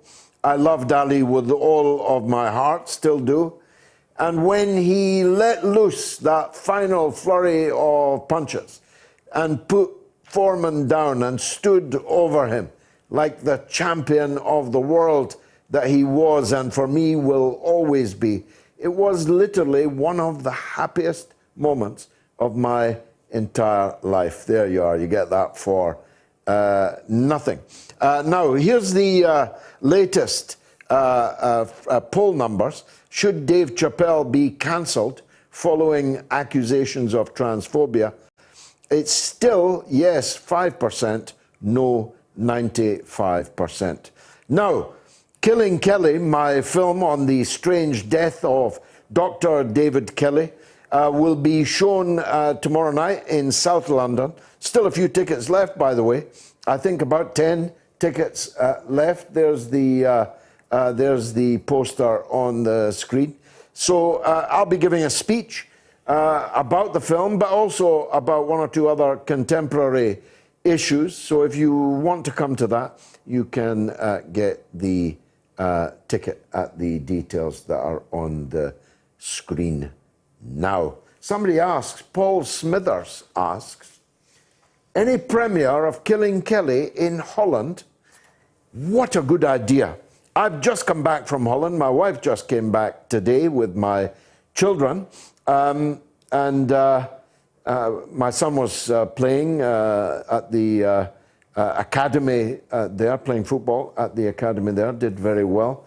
Played at Ajax at the arena there, under the shadow of the great Johan Cruyff, or as Brian Clough, I think, called him, Johan Cruyff. It might not have been Brian Clough, but it was somebody. But one of the greatest football artists of all time. And there he was, up on a big screen, and my son, age 7, was playing underneath him. Right, I've got lots of calls to take, enough reminiscence. Cynthia is in Berkeley, California. Who wouldn't want to go there? Cynthia, welcome. Thank you very much, Mr. Galloway, and I'm honored to be on the phone with you. The pleasure is ours. Please tell us what you'd like to say. Okay. Well, we have a storm in Berkeley. I'm losing Cynthia. Is everyone losing her? We'll come back to her. Abdi is in Minnesota. Let's hear from Abdi. Go ahead. Hello, George. How are you today? By the grace of God, I'm good. Thanks for calling. What would you like to say? And I would like to say Assalamu alaikum first. Wa alaikum salam wa rahmatullah barakatuh. And I'm in Minnesota, the state that we still hold your statue in our houses. Thank you very much. Most kind. Most definitely, yeah. So what I wanted to talk about was like kind of a piggyback on the point that the gentleman from Oakland, California was trying to make. Yes. He was, of course, a white person that lives in America. And I'm going to come back to the point of Dave Chappelle that you lamented earlier. In America, we look things with the lenses of black and white. As you have noted today, Dave Chappelle is a well-known comedian among the black people in America, amongst everybody. And you said you had, because of your, situation or your age, you didn't know even he existed. But the thing... Not only is he black, he's also a Muslim. Yeah, he's also a Muslim. He converted to Islam. Yeah, he converted into a pizza shop. He found Islam in a pizza shop, yes. In a pizza shop, yes. So what happens is like when your friend Bill Maher, whom you frequently used to come, says something about black people and slavery and slave Negro and house Negroes and so forth, it's comedy, quote unquote comedy. When Dave Chappelle comes or any other comedian has the nerve to pinpoint something that white America is praising, it's now bad. And how bad has it got for Chappelle? Is he in serious danger of being cancelled? No, he's not in serious danger. If you remember, he has walked away $50 million from HBO a few months back. He walked away because they wanted to control what he could say, what he couldn't say. And now when he got this into platform, he spoke about his mind. I don't think he said anything malicious. And in this country, if you are black, if you are white, if you're Muslim, if you're Jew, if you are gay, if you are like a, whatever they call men, women, if you are, it's a fair game when it comes to comedy. Nobody is safe from it. But the fact that now they are calling for his head, it's even worse. And it shows you how this country, the capitalism and the classism and the black and white thing, it's even coming down to television. You can't even say whatever you want to say. But if a white person says the same thing that you were saying, oh, it's well, we'll take it. I'm with you up to that point, but not on that point. There are plenty of white people who are cancelled. Julian Assange could scarcely be whiter. White face, blue eyes, blonde hair, and he's facing 175 years in an American penitentiary. So up to a point, you're right. But if you're a white person, Abdi, who is talking against the power, you'll be cancelled before you could say Jack Robinson. George, you have to look, if you are white but you interfere with the politics of the United States government, it's a different case. With Julian Assange, it's like, national security. Do you understand what I'm saying? Just like the man who was being jailed, that Julian Assange talked about, when they killed people in Iraq, and he converted into a woman to himself in jail. He spoke out of it, and he was put into jail because of whatever they call the political terms that they use. I don't remember. But the thing is, Julian Assange, even though he's white, blonde hair, whatever it is, he stepped onto the existence of the country, as they put it. Look at Snowden, who's in Snowden, Russia. equally white. People like white. But the thing people is, like Joe Rogan, many others are pushed to the margins. Exactly. Not allowed on the big shows. And many black and even Muslim people are given platforms on the big networks because their political line can be guaranteed. But the thing is, those have the same, ideology, the same pointers that the government is pushing. Quite, that's my point. Even though they're given platforms, exactly. I agree with you on that one too. But George, we have to get over this, right now. Abdi. We have to get over it, or there will be no progress. If we allow ourselves to be atomized according to our color, our creed, our sexual orientation, and all of that, we'll be divided and ruled forever. Exactly. George, before I let you go, I need to make one request. Please. All this time, all these years, from the day you came to the Senate from Minnesota until now, I've been watching you, I've been following you. I'm a big fan. I'm a student. You're the teacher. I need to make one request. I need to have a dinner or lunch when I come to wherever you are in the world. Wallah, you are more than welcome. Please make the arrangements with my people that are on the phone bank, and I look forward very much. I will definitely do that, and it will be one of my lifelong things to do before I disappear from this world. It will I be will a pleasure. definitely give you a call. I will arrange. Thank you very much. Keep up the good work. I appreciate everything you do. La shukra ala wajib. Cynthia's back in Berkeley, California. I love Berkeley, California, I must say. So I'm very happy to go back to Cynthia. Go ahead, Cyn. Hi there. Hi. Okay. Yeah. Speak up. Good. Yes. I'm an organizer with Code Pink. Do you know Code Pink, Women for Peace? Do I know Code Pink? I've worked with them for 20 years. That's wonderful. I coordinate the chapter, which is Bay Area wide, San Francisco Bay Area wide. Mm-hmm. And I just want to say, tourism and how maddening, Cynthia. We're not getting your voice properly. We'll try one more time, shall we? Let's go to Rose in London. Rose by any other name. Go ahead, Rose. Hi, George. Nice to speak with you. Can you hear me? Yes, very well. Okay, great. Yeah, well, I'm an American, as you can probably hear. Most welcome. And, yeah, and I'm really disturbed by everything that's been going on. I've been following this for all these years. Yeah, and so I live in Italy. I have dual citizenship, and I'm currently in London, going to go, participate in everything leading up to and including the trial on Wednesday and Thursday. I just want to say that for people out there who are listening, anyone who's in or around the city that can come and be present, it's really, really important. It is. Sorry? It is very important. Let's have thousands of people outside the Royal Courts of Justice at 9 a.m. on Wednesday. On Wednesday, yeah. I mean, I think this will send the strongest message. And one of the things that comes to mind as I think about all this is, I don't know if you know who Mario Savio was. Remind me. He spoke at one.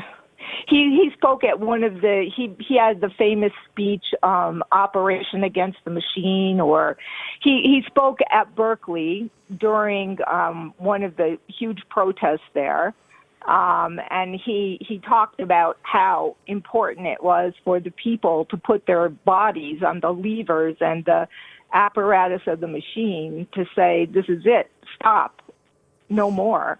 Without a doubt, we also want Julian to hear us so that he knows that he's very far from alone, and that many of us, you included, have been fighting his cause now for so long we've grown old doing it.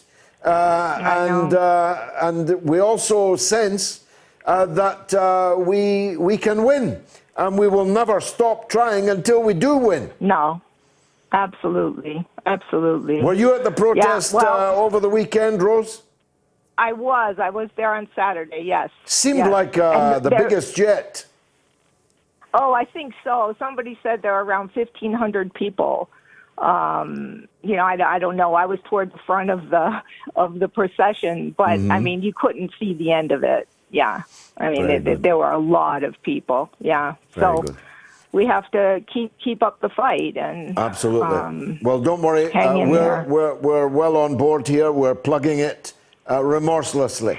Wednesday, Fantastic. 9 a.m. The Royal Courts of Justice. Be there or be square. Rose, thanks very much for that call. Got time for a couple of pieces. Graham Andrews says the vaccine doesn't stop you getting it or spreading it.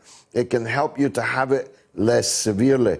Having it gives you 13 times more protection. And Martin Howie says, given the rise in COVID cases, why on earth is COP26 being held in Glasgow with 100,000 due to attend? A very good question that I will be discussing with James Giles in the final hour. Oh, a new poll. What's this one? Should the next James Bond be A, a woman, B, black, C, trans? That's a very good poll. Let's see what people think about it.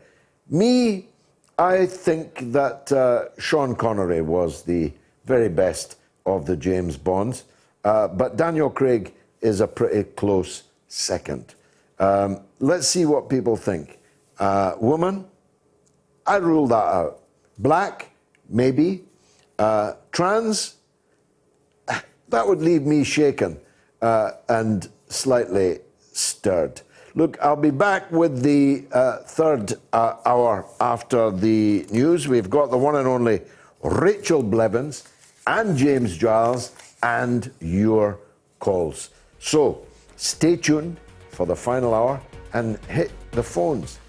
Because we want to hear what you think of the points that we were making. 08081 965522 if you're in the UK, +1 844 944 3344 if you're in the United States or Canada. But here's the news now anyway with Jamie Lowe.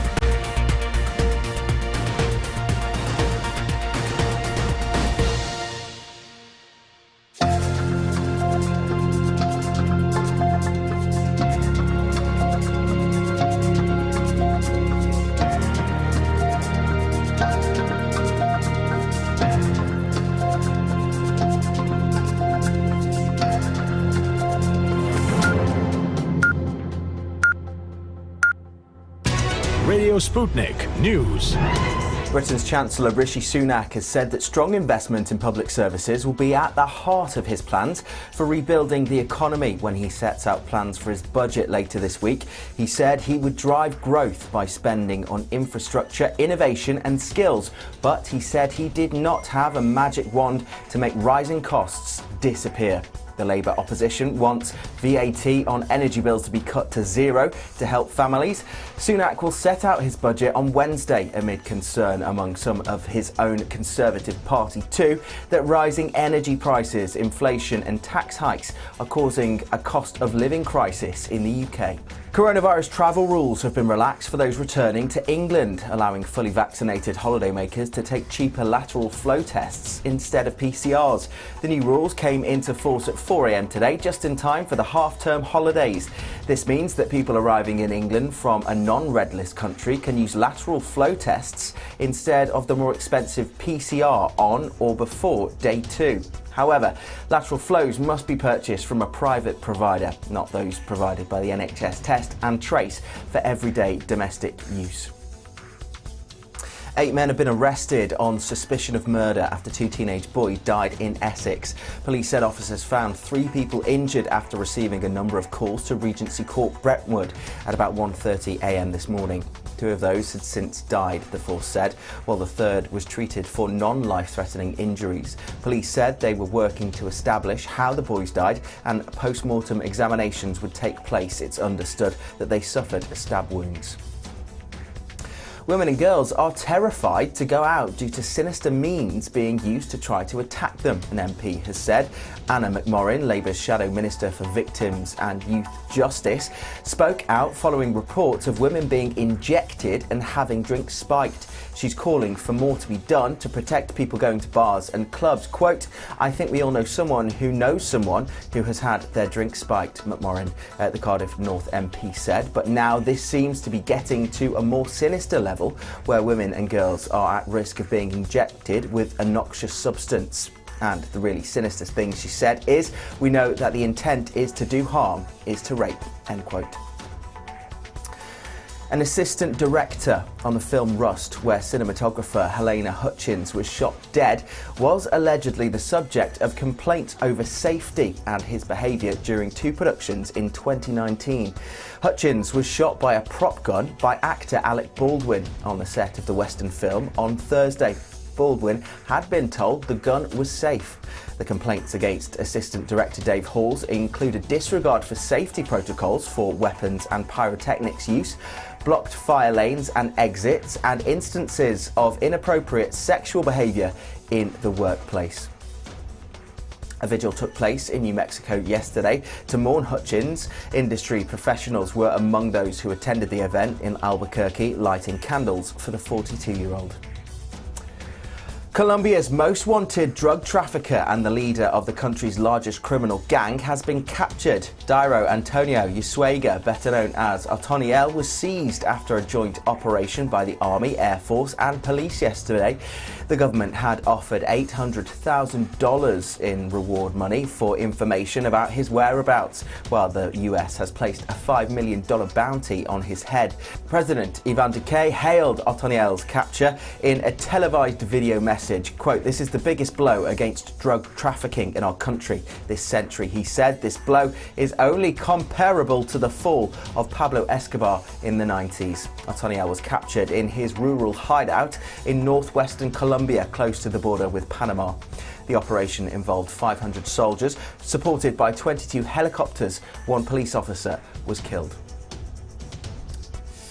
Turkey's President Recep Tayyip Erdogan has ordered the ambassadors of 10 countries, including the US, France and Germany, to be declared person non grata after they called for the release of jailed Turkish businessman and philanthropist Osman Kavala. It could lead to their expulsion. Quote, "I gave the necessary instructions to our Minister of Foreign Affairs," Erdogan said in a speech on Saturday. Quote, "I told him what to do. I said that you will deal with these 10 ambassadors being declared persona non grata as soon as possible." The Turkish president added the ambassadors should leave the country if they do not understand Turkey. Afghanistan will shortly collapse into chaos unless the international community acts rapidly. Swedish and Pakistani ministers have warned. The country plunged into crisis after the hardline Islamist Taliban movement drove out the Western-backed government in August, triggering the abrupt end of billions of dollars in assistance to its aid-dependent economy. Quote, "The country is on the brink of collapse, and that collapse is coming faster than we thought," Swedish Development Minister Per Åslund-Frid said. He added that economic freefall could provide an environment for terrorist groups to thrive, but that Sweden would not channel money through the Taliban, instead boosting its humanitarian contributions through Afghan civil society groups. And finally, even Pablo Picasso artworks that have been on display at a Las Vegas hotel for more than 2 decades have sold at auction for nearly $110 million. The works, which were owned by MGM Resorts, featured in the Picasso restaurant at the Bellagio Hotel. The company said that Saturday's auction would help it improve the diversity of its fine art collection.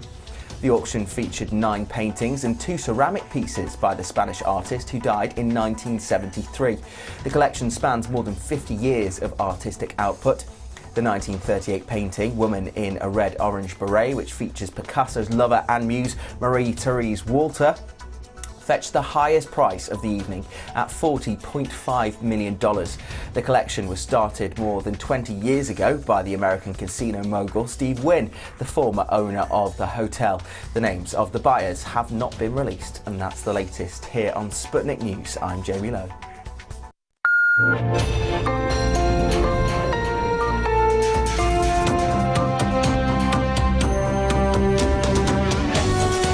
You're listening to Radio Sputnik.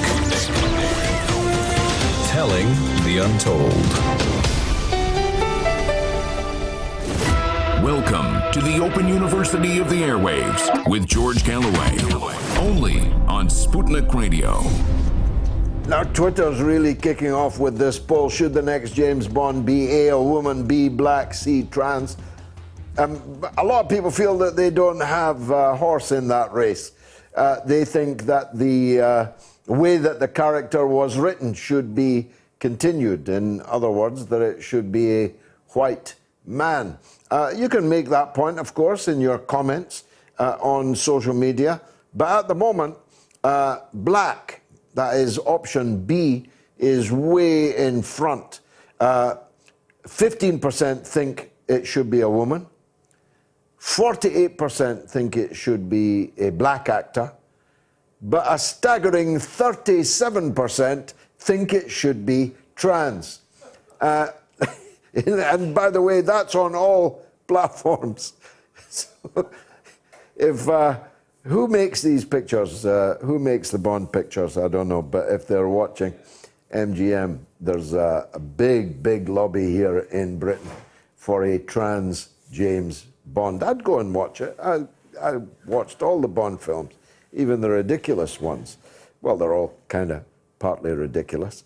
Now let's cross the Atlantic where all these wonderful and weird ideas begin, to the United States, to the eminently sensible and totally wonderful Rachel Blevins. Rachel, thanks for joining us. What's your take on that? Who do you think should be the next James Bond? Don't say me, because that would be partial. I would think it's one of those cases where the internet may be trolling you a little bit. I apologize. I've got my puppy barking in the background. He, of course, did really, really good until I came on air. And now he decided that he wanted to join in the conversation as well. It's a very exciting topic. Maybe he's got a point of view on it. He does. All right, I'll give you another one here. I have actually never seen a single James Bond movie ever, so I don't know that I'm your one to pick the next one in this fight. You're terribly young, you see, and so talented. No one could believe how young you are, so I'll forgive you for that. But the last one, the latest one, of Daniel Craig, is actually a pretty good movie. Let me move on the subject of movies, a much sadder story. I should make it clear, Alec Baldwin is a friend of mine, introduced by our mutual friends, Max and Stacey of RT. I like Alec Baldwin like a brother, and so the disaster, the tragedy that took place on the film set of Rust, I think the film's called, where the talented young woman cinematographer was accidentally shot dead, and the film's director actually mildly wounded because the prop gun turned out to be a real gun, or at least to have a real bullet in it. It's an utter devastating tragedy, of course, firstly for the woman and her family, but also for Alec Baldwin, because it's quite clear to me that the media are out to get Alec Baldwin. They are desperately trying to blame him for this tragedy. What can you tell us about it, Rachel? It is a tragedy, and I think that, you know, this was one of those cases where it seems like everything just went wrong. And I know that, you know, what Alec Baldwin has said was that he obviously did not know that there was a live round in the gun. It sounds like the assistant director handed him the gun, said, "You're good to go," and he didn't check it. And unfortunately, it is one of those reminders of the very basics of gun safety, which is that if you're handling a gun at all, you have got to check it. And you've got to assume that every gun has a live round in it, even if you have someone there telling you otherwise. And unfortunately, you know, sometimes people don't quite realize it. They're not as on top of it as they should be. I think it is interesting to see all of the things that we've heard from this so far in terms of the fact that the assistant director, Dave Halls, we're learning a little bit more about him being called out when he was on movie sets in the past. And really, you know, he's had a number of complaints against him about unsafe environments, about not taking firearms and pyrotechnics seriously. And I mean, those are some of the most basic things. You want to make sure that your assistant director is on top of all of that, especially when they're in charge of people's lives, as we're seeing in this case. And he also, I guess, was involved with another film where Brandon Lee was shot and killed in a similar incident. And that's the first thing that everyone was comparing it to, saying, wait a second, didn't this happen with Brandon Lee back in the 90s? And so it is absolutely tragic that it has happened again. And I know that there have been reports that a number of union workers walked off the set earlier in the day because they said that the conditions weren't safe. And it just is a reminder of how seriously they all should be taking every aspect of that. With Alec's support, by the way, he was a big union man, Alec Baldwin, and he absolutely, in fact, he encouraged them. He said, if you feel you have to, go on strike because these studio bosses don't give a damn about you. He's one of the good guys, Alec Baldwin. I've got to tell you that. I know a lot of Trump supporters hate him because of his Saturday Night Live thing, but they should put that to one side. Alec Baldwin is a very fine actor. He's a proper blue-collar man, and I feel so badly about the whole thing. Now, look, staying on, if you like, entertainment issues, we ran a poll tonight which overwhelmingly supported Dave Chappelle. I wish the Netflix management would stand up as resolutely for him. What's your take on the move to cancel Dave Chappelle? You know, I think it's almost comical in that sense that, you know, people are suddenly saying they're going to cancel Dave Chappelle. This man has been around. He's been in comedy for decades. And you know what? He makes fun of everyone. I mean, he makes fun of every race, every, you know, gender, everything. He has, that is kind of his shtick. That's why he's as popular as he is today, because he says things that kind of make people gasp, and he says things that are controversial. And it is interesting to see now this push against him. I know that there's a specific part of, you know, Netflix's staff that said that they were walking out because of it, because he was sitting there saying that gender is a fact and making other, you know, jokes about transgender people. But I think it kind of should bring all of us back to the place where this sort of woke culture that we've stepped into, and I know that it's much more in depth there in Scotland than even it is here in the United States. But I mean, that in and of itself is a privilege. Right, right.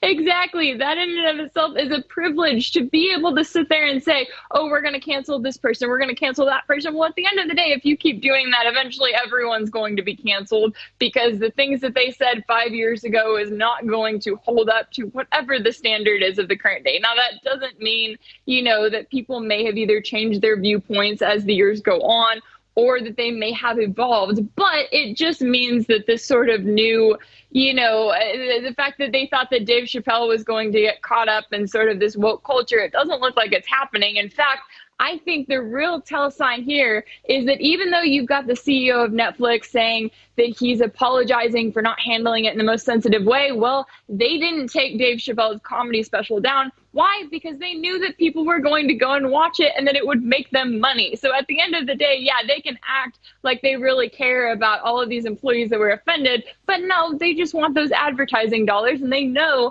that they're going to keep getting it, especially now that everyone's talking about it. It's a witch hunt, Rachel. It's the witches of Salem. People are charging around, looking around for targets that they can descend upon, not realizing perhaps that one day the mob might come for them.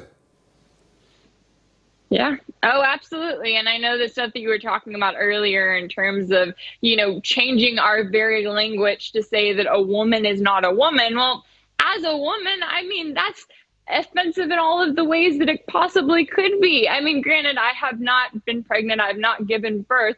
But from everyone that I've talked to, they can tell you that childbirth is one of the most painful experiences out there, and that is specific to women. So this new kind of culture that we're walking into, it's almost laughable because it's from people who claim that they care about human rights, yet at the same time, they're not sitting there talking about all of the humans who are being impacted by the entirety of U.S. foreign policy. I mean, we're not sitting here talking about what the United States has done to the Middle East, how the United States and its policies have completely devastated Yemen and all of the children there who have now created the worst humanitarian crisis in the world. I mean, if you want to start talking about human rights, there's some specific areas that we could have a conversation on. And to sit here and to try to change our language and change our vocabulary, I mean, they've just missed it completely. Don't let the pain put you off, Rachel, because I can confidently say you quickly forget about it. And tell your mother that if she lived in Scotland, we wouldn't be able to refer to her as your mother anymore. And it's worth making this point. Half of all the women in the world don't have access to a toilet, while people in the West are fixating about the right of a tiny number of people to use the women's toilets that mercifully we do have. Now, a quick segue to Donald Trump, who doesn't like toilet things, as we know. He's now created his own Twitter. I joined it today. I haven't tweeted on it yet. What's the prospect of success for that? Oh, my goodness. It's funny because even some Trump supporters are saying they're not too happy with this website that he's created. And part of the reason is because, the market is out there to create something that is going to be a rival to the likes of Twitter and Facebook. And that's something we've all been waiting on Trump to do, to kind of follow through on whether or not he's going to create his own social media site. Well, he creates it. He calls it Truth Social. And he talks about how it's going to be a way for us to have free speech, to stand up to the tyranny of big tech, all that.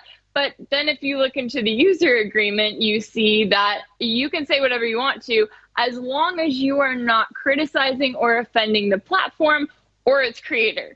So basically what he's done is he's created this website that, sure, it may be great. If you're a Trump supporter and you have nothing bad to say about him, that's awesome. But if you're the average person who is going to have some sort of criticism, some sort of complaint of Trump, or even the basic social media site that you're using, I mean, I criticize Twitter on Twitter all the time. That's just part of it. Then, of course, that's not going to be the platform for you. Now, what's going to be interesting to see is how long this website lasts, because we saw this happen with Parler, that like many, social media platforms, it is forced to use one of the bigger servers. It's forced to use, Amazon Web Services or the likes of that, because at the end of the day, Amazon runs basically our entire internet. And so then what happens if something happens on Trump's new Truth Social, something is said, and all of a sudden you've got the platform being kicked off? Well, there's not much they can do about that, as we've seen be the case with Parler. So how long it'll last, I don't know. We'll see. Very interesting. I hadn't thought of that. How about President Biden? How's his polling numbers looking? Yeah, his approval rating dropped down to 41%.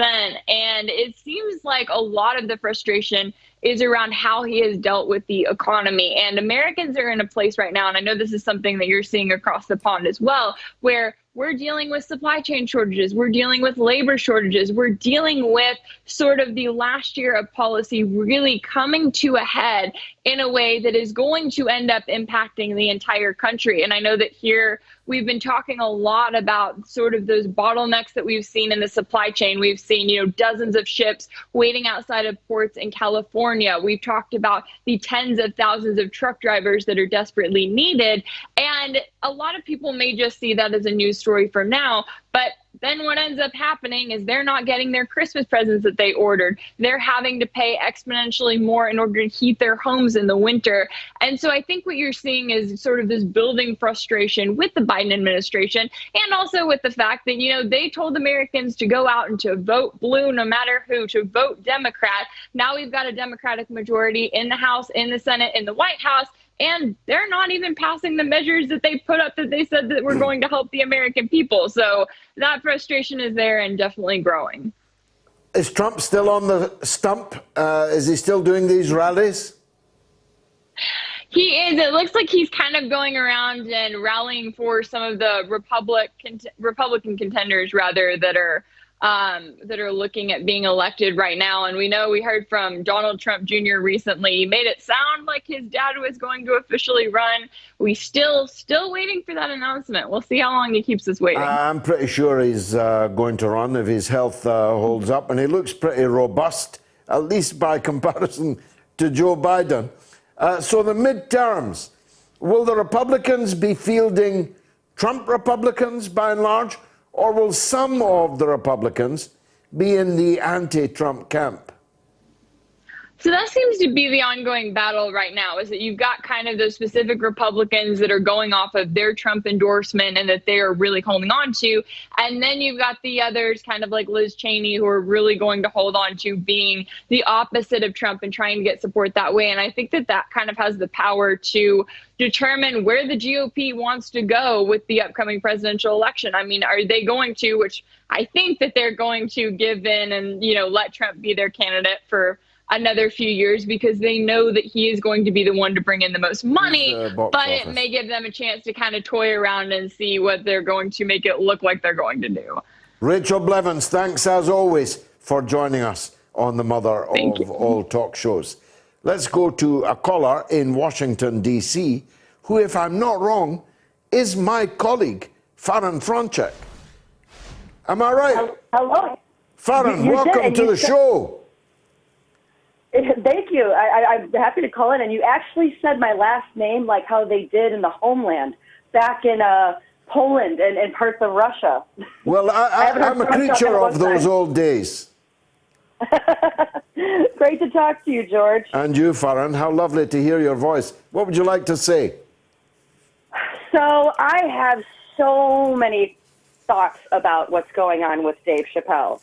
Because many people don't know, I am a former stand-up comedian. Now, I dabbled in it for just a couple years, but I had two dreams. I either wanted to be the Weekend Update news anchor on Saturday Night Live or be a news anchor. I went the news anchor route, as you know. Yes, but a very good one. One of the things is that, thank you. One of the things that people have to remember, okay, if you look back like in the medieval times, you had the jester, right? The jester was supposed to entertain the king, and the jokes were supposed to be about what was going on in the world and all of the death and destruction, but put a nice little funny spin on it. That is exactly what comedians are still doing to this day, what the jesters did. They're showing the economic problems that we've been going through, income inequality, problems with race, gender, all of what society has. And when you start silencing comedians, that is then the end of all free speech, because they are literally the last mouthpieces that we have that can say, hey, you big billionaires, like, oh, yeah, it's kind of funny when there's all this racial inequality, like maybe you want to take a look at it. And that's exactly what Dave Chappelle does. You know, they're all yelling and kicking and screaming about the transgender jokes, but what they're not talking about is in the special, first of all, it's a 5-part series with Netflix. So the reason why it's called The Closer is this closes out that whole Netflix deal. You watch from beginning to the last episode the journey that he has taken when it comes to the LGBTQ community, when it comes to race, when it comes to gender. You see how he evolves as a person. That's one thing that people aren't talking about, that us true comics are saying, you have to look at everything. He's been doing this for years.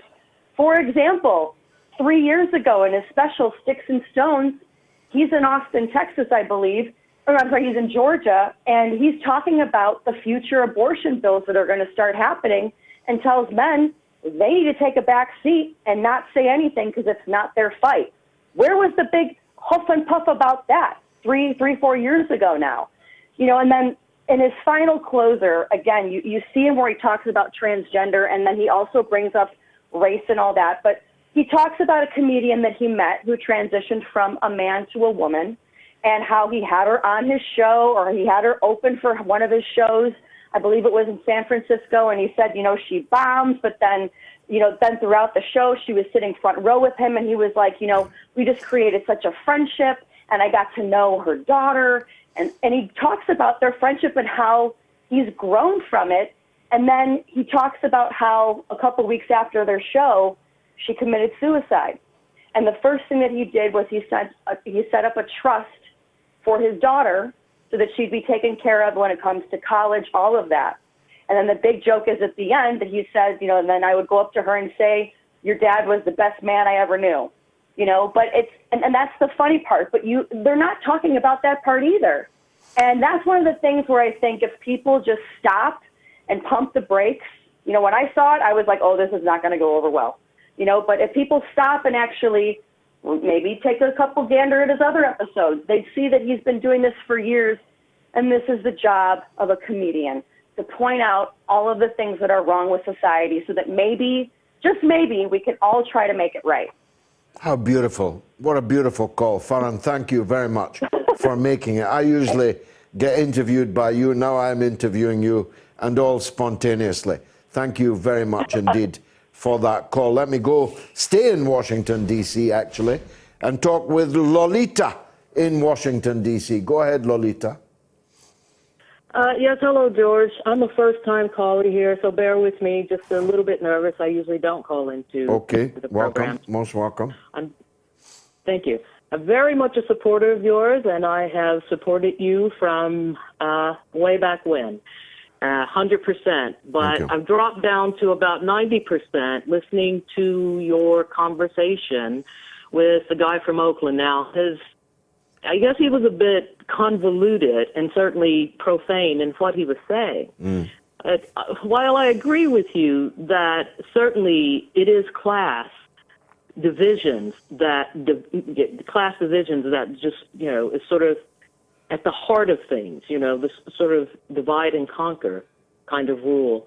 But in this country, especially for African Americans, race trumps all. Race, you know, it goes so deep in the fabric of this country that you cannot separate it. I can't tell you how many sort of leftist groups I've been part of, and the whole race issue comes up, and it's dismissed.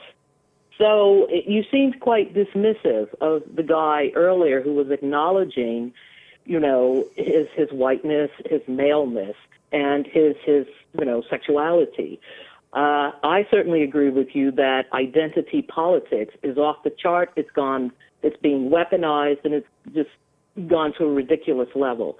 But my point is that you absolutely cannot dismiss race in this country. No, of course you can't dismiss it. But if we accentuate it, if we fetishize it, we're guaranteeing the victory for the people and the system that oppresses all of us. We might feel better because our language is right on, and our choice of issues and campaigns and so on accords to the point of view that you're expressing, but it won't take us anywhere. Because if we fetishize it, accentuate it, we guarantee that we reduce the number of people who could otherwise be our allies who will come on board with us. That's the point I was trying to make to him. And I also find it a bit, I can take it from you, Lolita, but I find it difficult from a horizontal guy in Oakland, California, who's just as white as me, just as straight as me, and just as male as me, telling me that I should be feeling guilty about these things, which I didn't choose. God made me what I am. Okay, well, with all due respect, I didn't get from him that he was saying that you should feel guilty about it, and I certainly agree that one shouldn't fetishize it, but you should acknowledge it. It should be acknowledged and taken into consideration for whatever, sort of strategy, policy, or whatever's being developed. Well, I agree with that. Maybe it's, Oscar Wilde famously said, we were two peoples divided by a common language. Maybe that's what happened there, Lolita. Thanks very much for your call, especially as it was your first time. Now, number 6 is on the line. Apparently, number 6 is his or her name. We better hear more. Welcome, number 6. Thanks for calling. Come in, your time is up. It's number 6, the prisoner, George. Okay. I was given the number in the village after the last guy that passed away. I'm a first-time caller, George, but I'm ringing you. But I've got distracted now because of the last call you made. Last person you spoke to. Mm-hmm.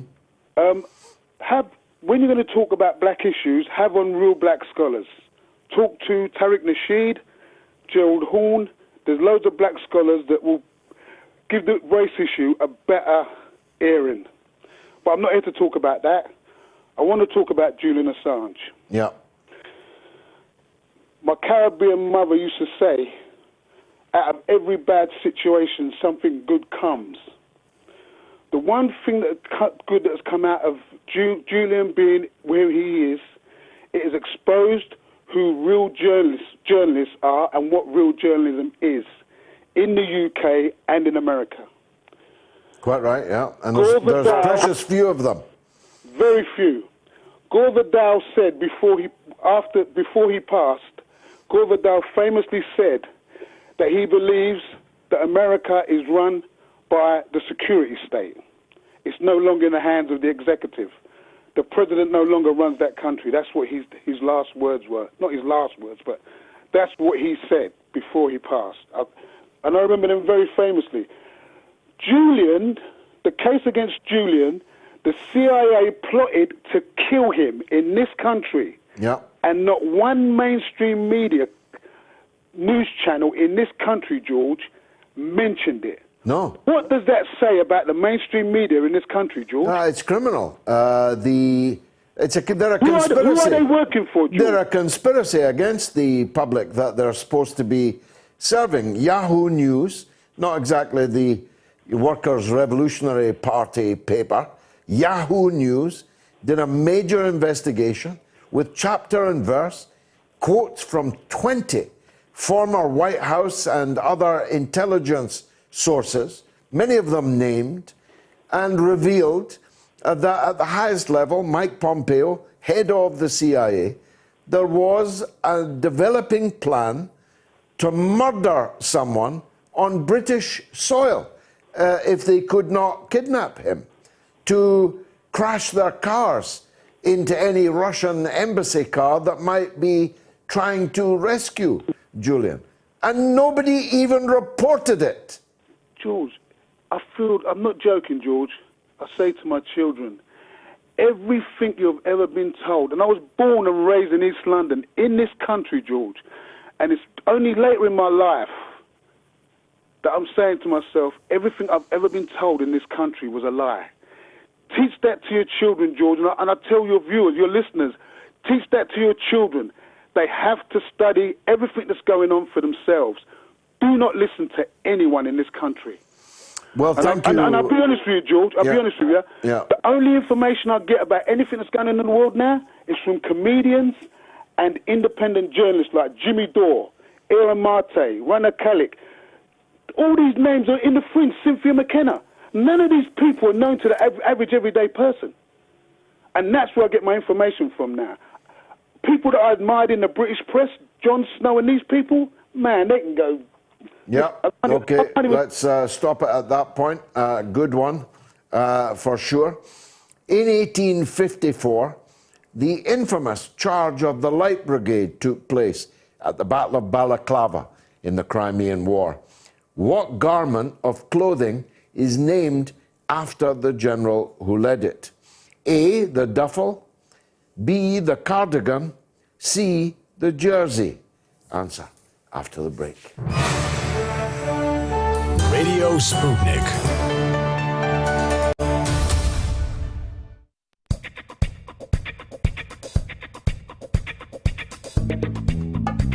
Now let me give you the phone numbers. If you're in the UK, the number is 08081 96 5522. It's entirely free nowadays. Ditto if you're in the United States. +1 844 944 3344.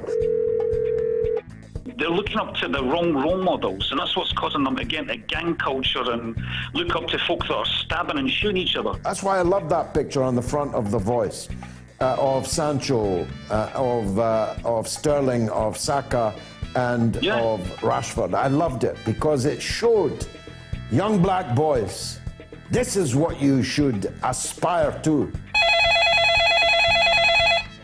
Better than every other country. Well, we are better than every other country. Look in the mirror. No, we are. You're not treated. Well, tell me a country that's better.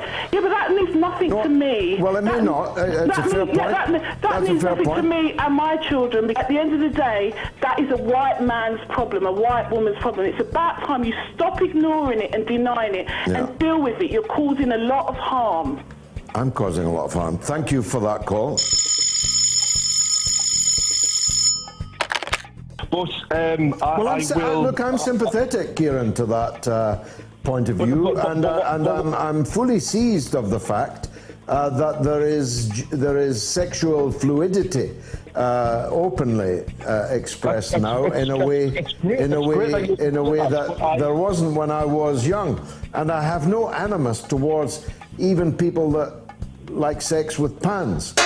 I just won't allow my 4-year-old or my 7-year-old or my 10-year-old to be filled with this at school. That is a straw man. You show me a single teacher that can teach a 4-year-old child about sex.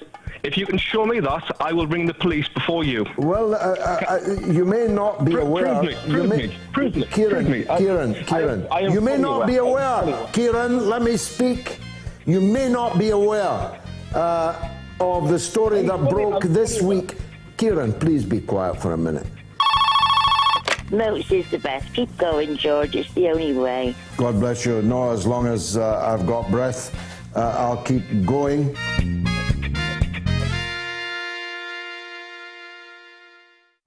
Tough questions are the most powerful weapon we have.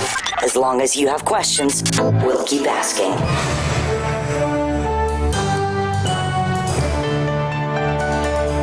Radio Sputnik. Telling the untold. So, in fact, 2 garments of clothing came out of the Battle of Balaclava, but the one we're looking for is the one named after the general who led it, which is the cardigan.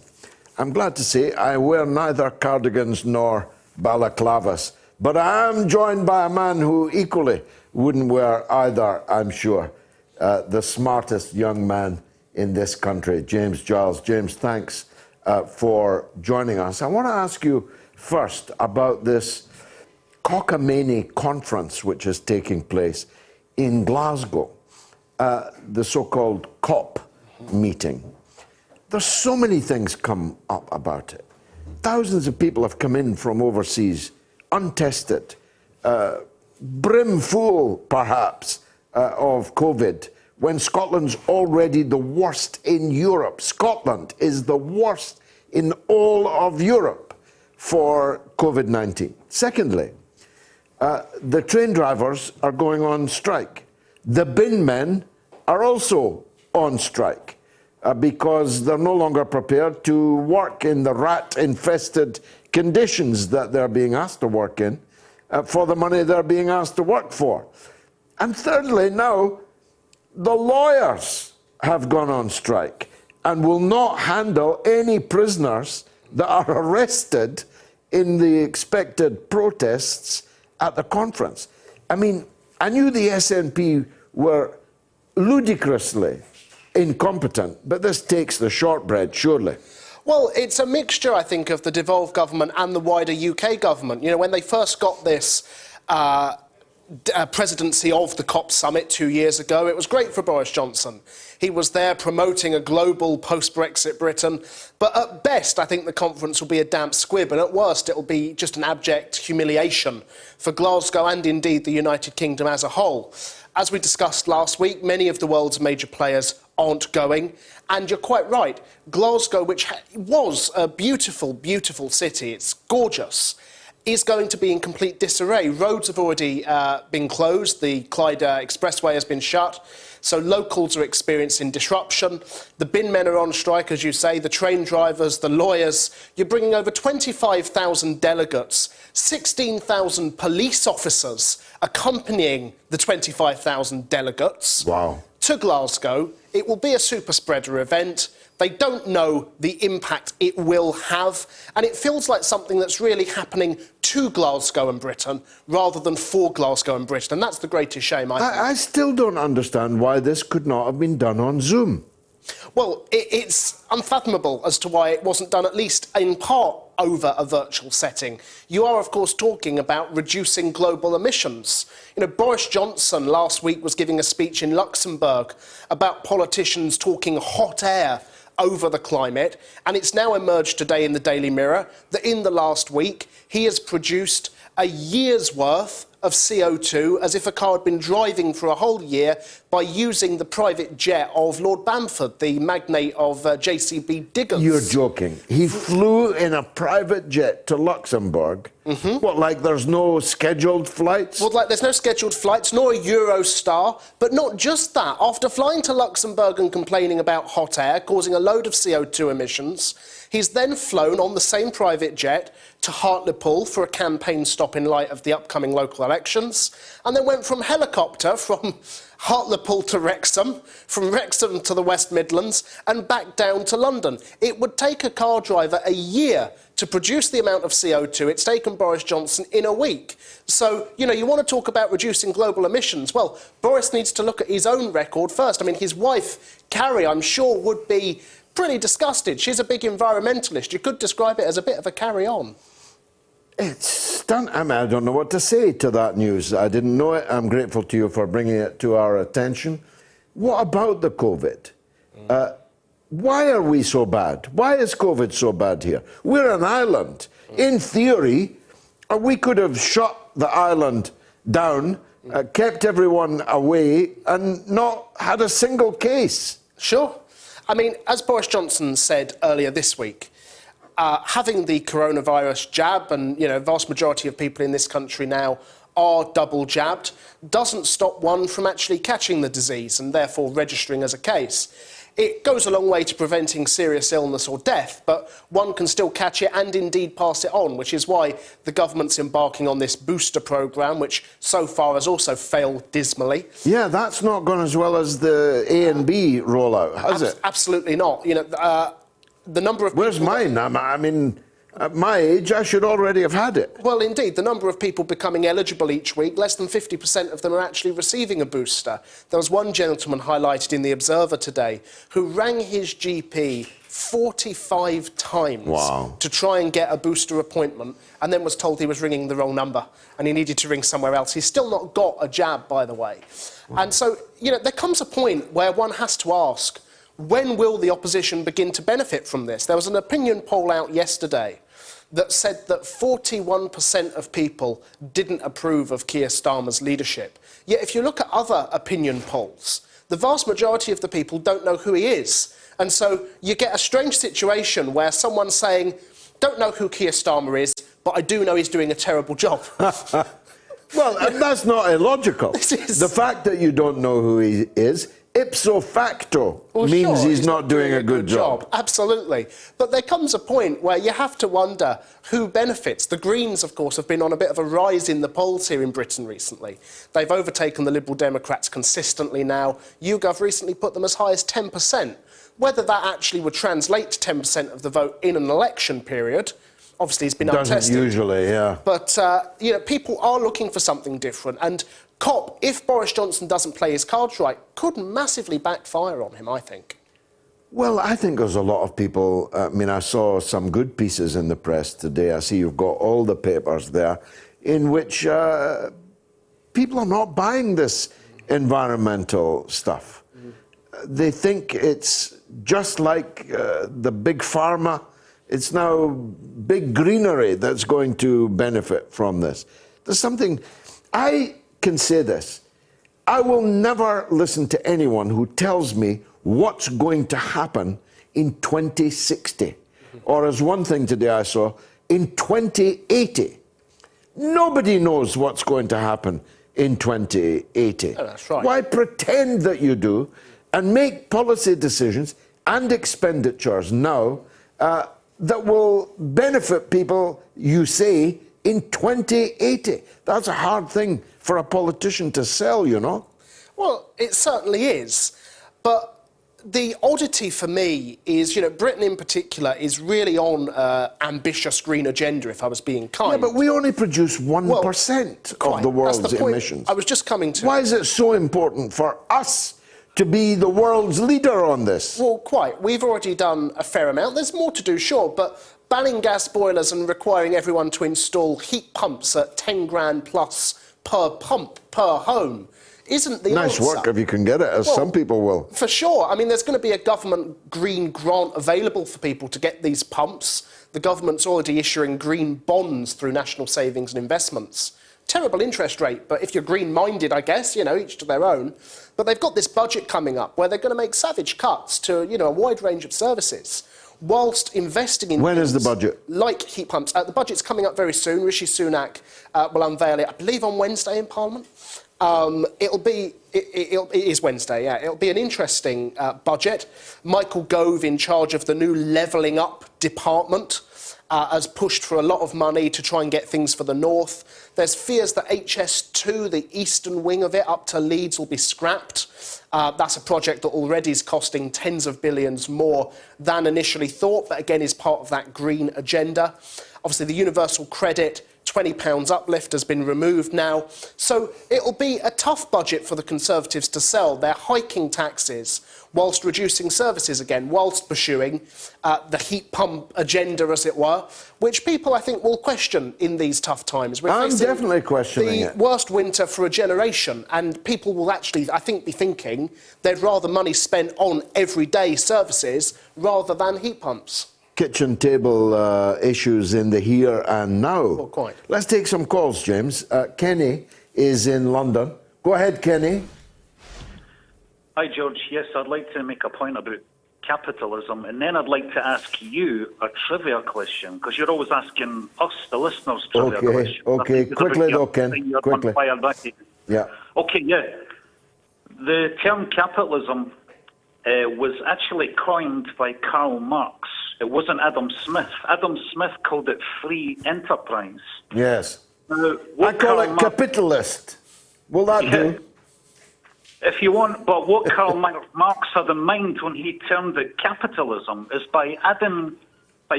putting ISM on the end, an ism, he made it seem like it was an ideology, and therefore by doing that, he made it seem like it was something that could be defeated. But you cannot defeat human nature, George, you know? I've heard that all my life. We try all the time to influence human behavior. We're talking about it now on the green issues. We've talked about it on, I mean, it was once human nature to think that black people were inferior to white people. It was once human nature to think we should despise gay people. But it is no longer for the most of us, Ken? Yeah. Yeah, but that's why the market needs to be regulated. You need an ethical form of free enterprise. As free as possible, but not too free that nefarious people can get away with nefarious. Well, good luck in finding that. Give me your question quickly. Okay. When Elvis returned to live concerts in 1968 for the first time in 7 years. It was a fabulous concert, fabulous. Yeah, the 1968 comeback special. What were his first words as he sat down as a nervous wreck on stage with He his was band? nervous, but I don't recall his first words. Tell me. Was it A, thank you very much, it's great to be back? B, it's been a long time coming, honey? Or C, are we on television? I'm going to say C. You're correct. He said, C, are we on television? And then he went, we're going up, we're going down, we're going up, down, up, baby, what do you want me to do? Lordy, Lordy, Lordy, Miss Claudie. Kenny, thank you. You're always a great turn. Let's hear from Alison in London. Go ahead, Alison. Good evening, George. I loved your comment before when we were talking about Julian Assange, that you'll be praying for him, and there are millions out there who are as well. Yes. And I hope that you think that Lord Chief Justice Burnett is being added to the case. To me, he looks like a very proper, honest man in a kind of Judo-Christian ethic kind of way, and I hope he won't stand for any more American shenanigans. And there's a friend of mine has written, this is an example of the support that Julian has around the world. A friend of mine wrote to 358 churches around the world, combined total of about 3 million parishioners from Korea to Zimbabwe, United States. They are all praying for Julian because they know what is happening is just not right. And I hope we can clear up with power, anyone. I mean, those who don't believe cannot, of course, calibrate the power of prayer. But those who can't hear the music think the dancers are ridiculous. As a believer, I have prayed for the release of Julian Assange now for a decade. I've remembered him in my prayers every single day of that decade. And I feel that our prayers are going to be answered on Wednesday. Is that also your feeling, Alison?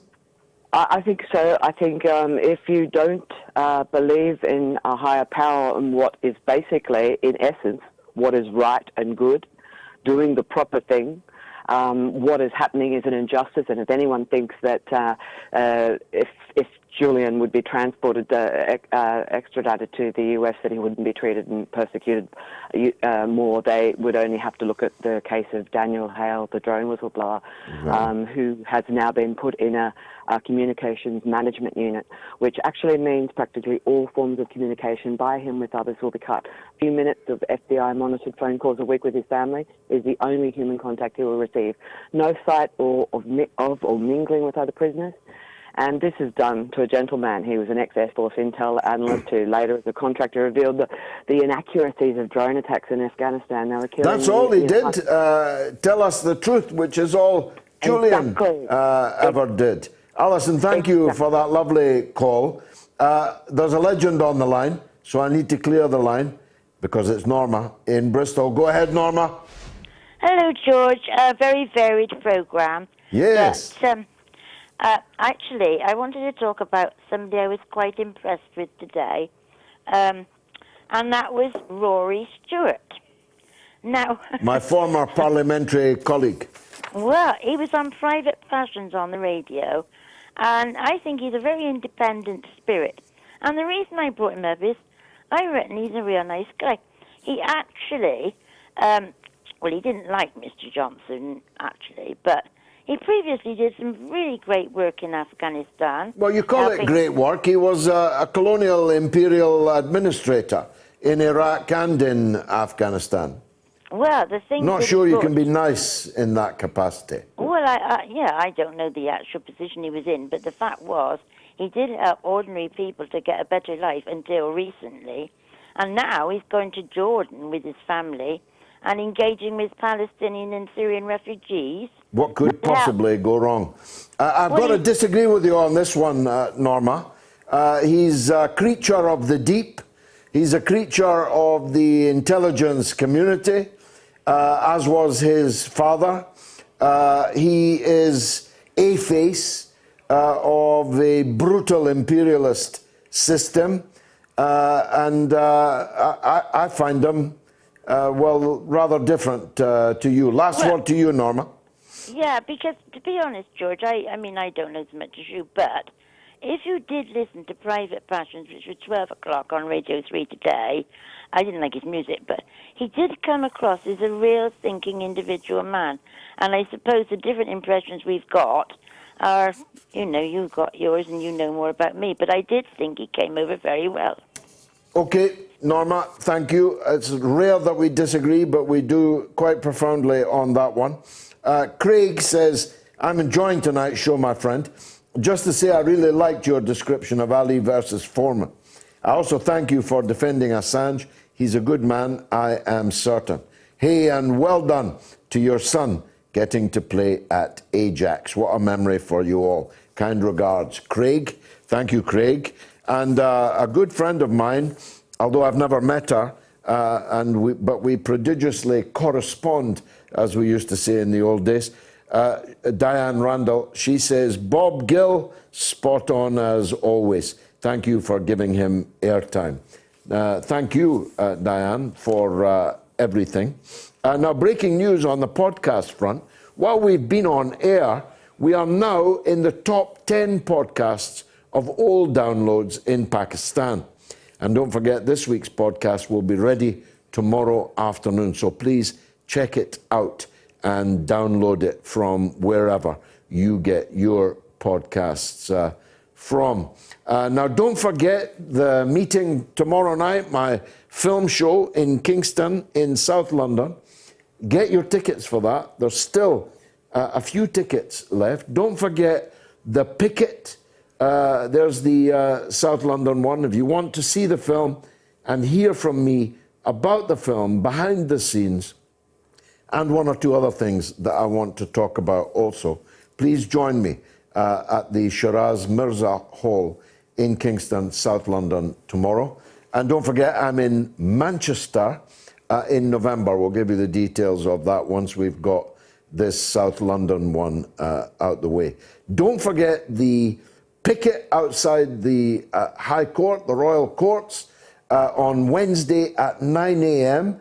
And there's a public meeting in the evening, I think, on that subject. If you've got the graphic for that, please put it up now. If you don't, tell me in my ear. Have you got it? There's the graphic. The persecution of Julian Assange. Two fine speakers there. You can get that at 6 p.m. on Wednesday evening. Well, I've been inundated with calls tonight. I mean, really inundated. You probably got that impression. From all over the world, and including a larger number than usual of women callers and a larger number than usual of American callers. I'm very, very glad about that. Next week, American viewers and listeners will miss the first 1 hour of the show because of the change in the clocks in the United States. But you can join us for hours 2 and 3. It's been marvelous for me. I hope it was for you. And if it was, join us next week at the same time in the same place for the mother of all talk shows.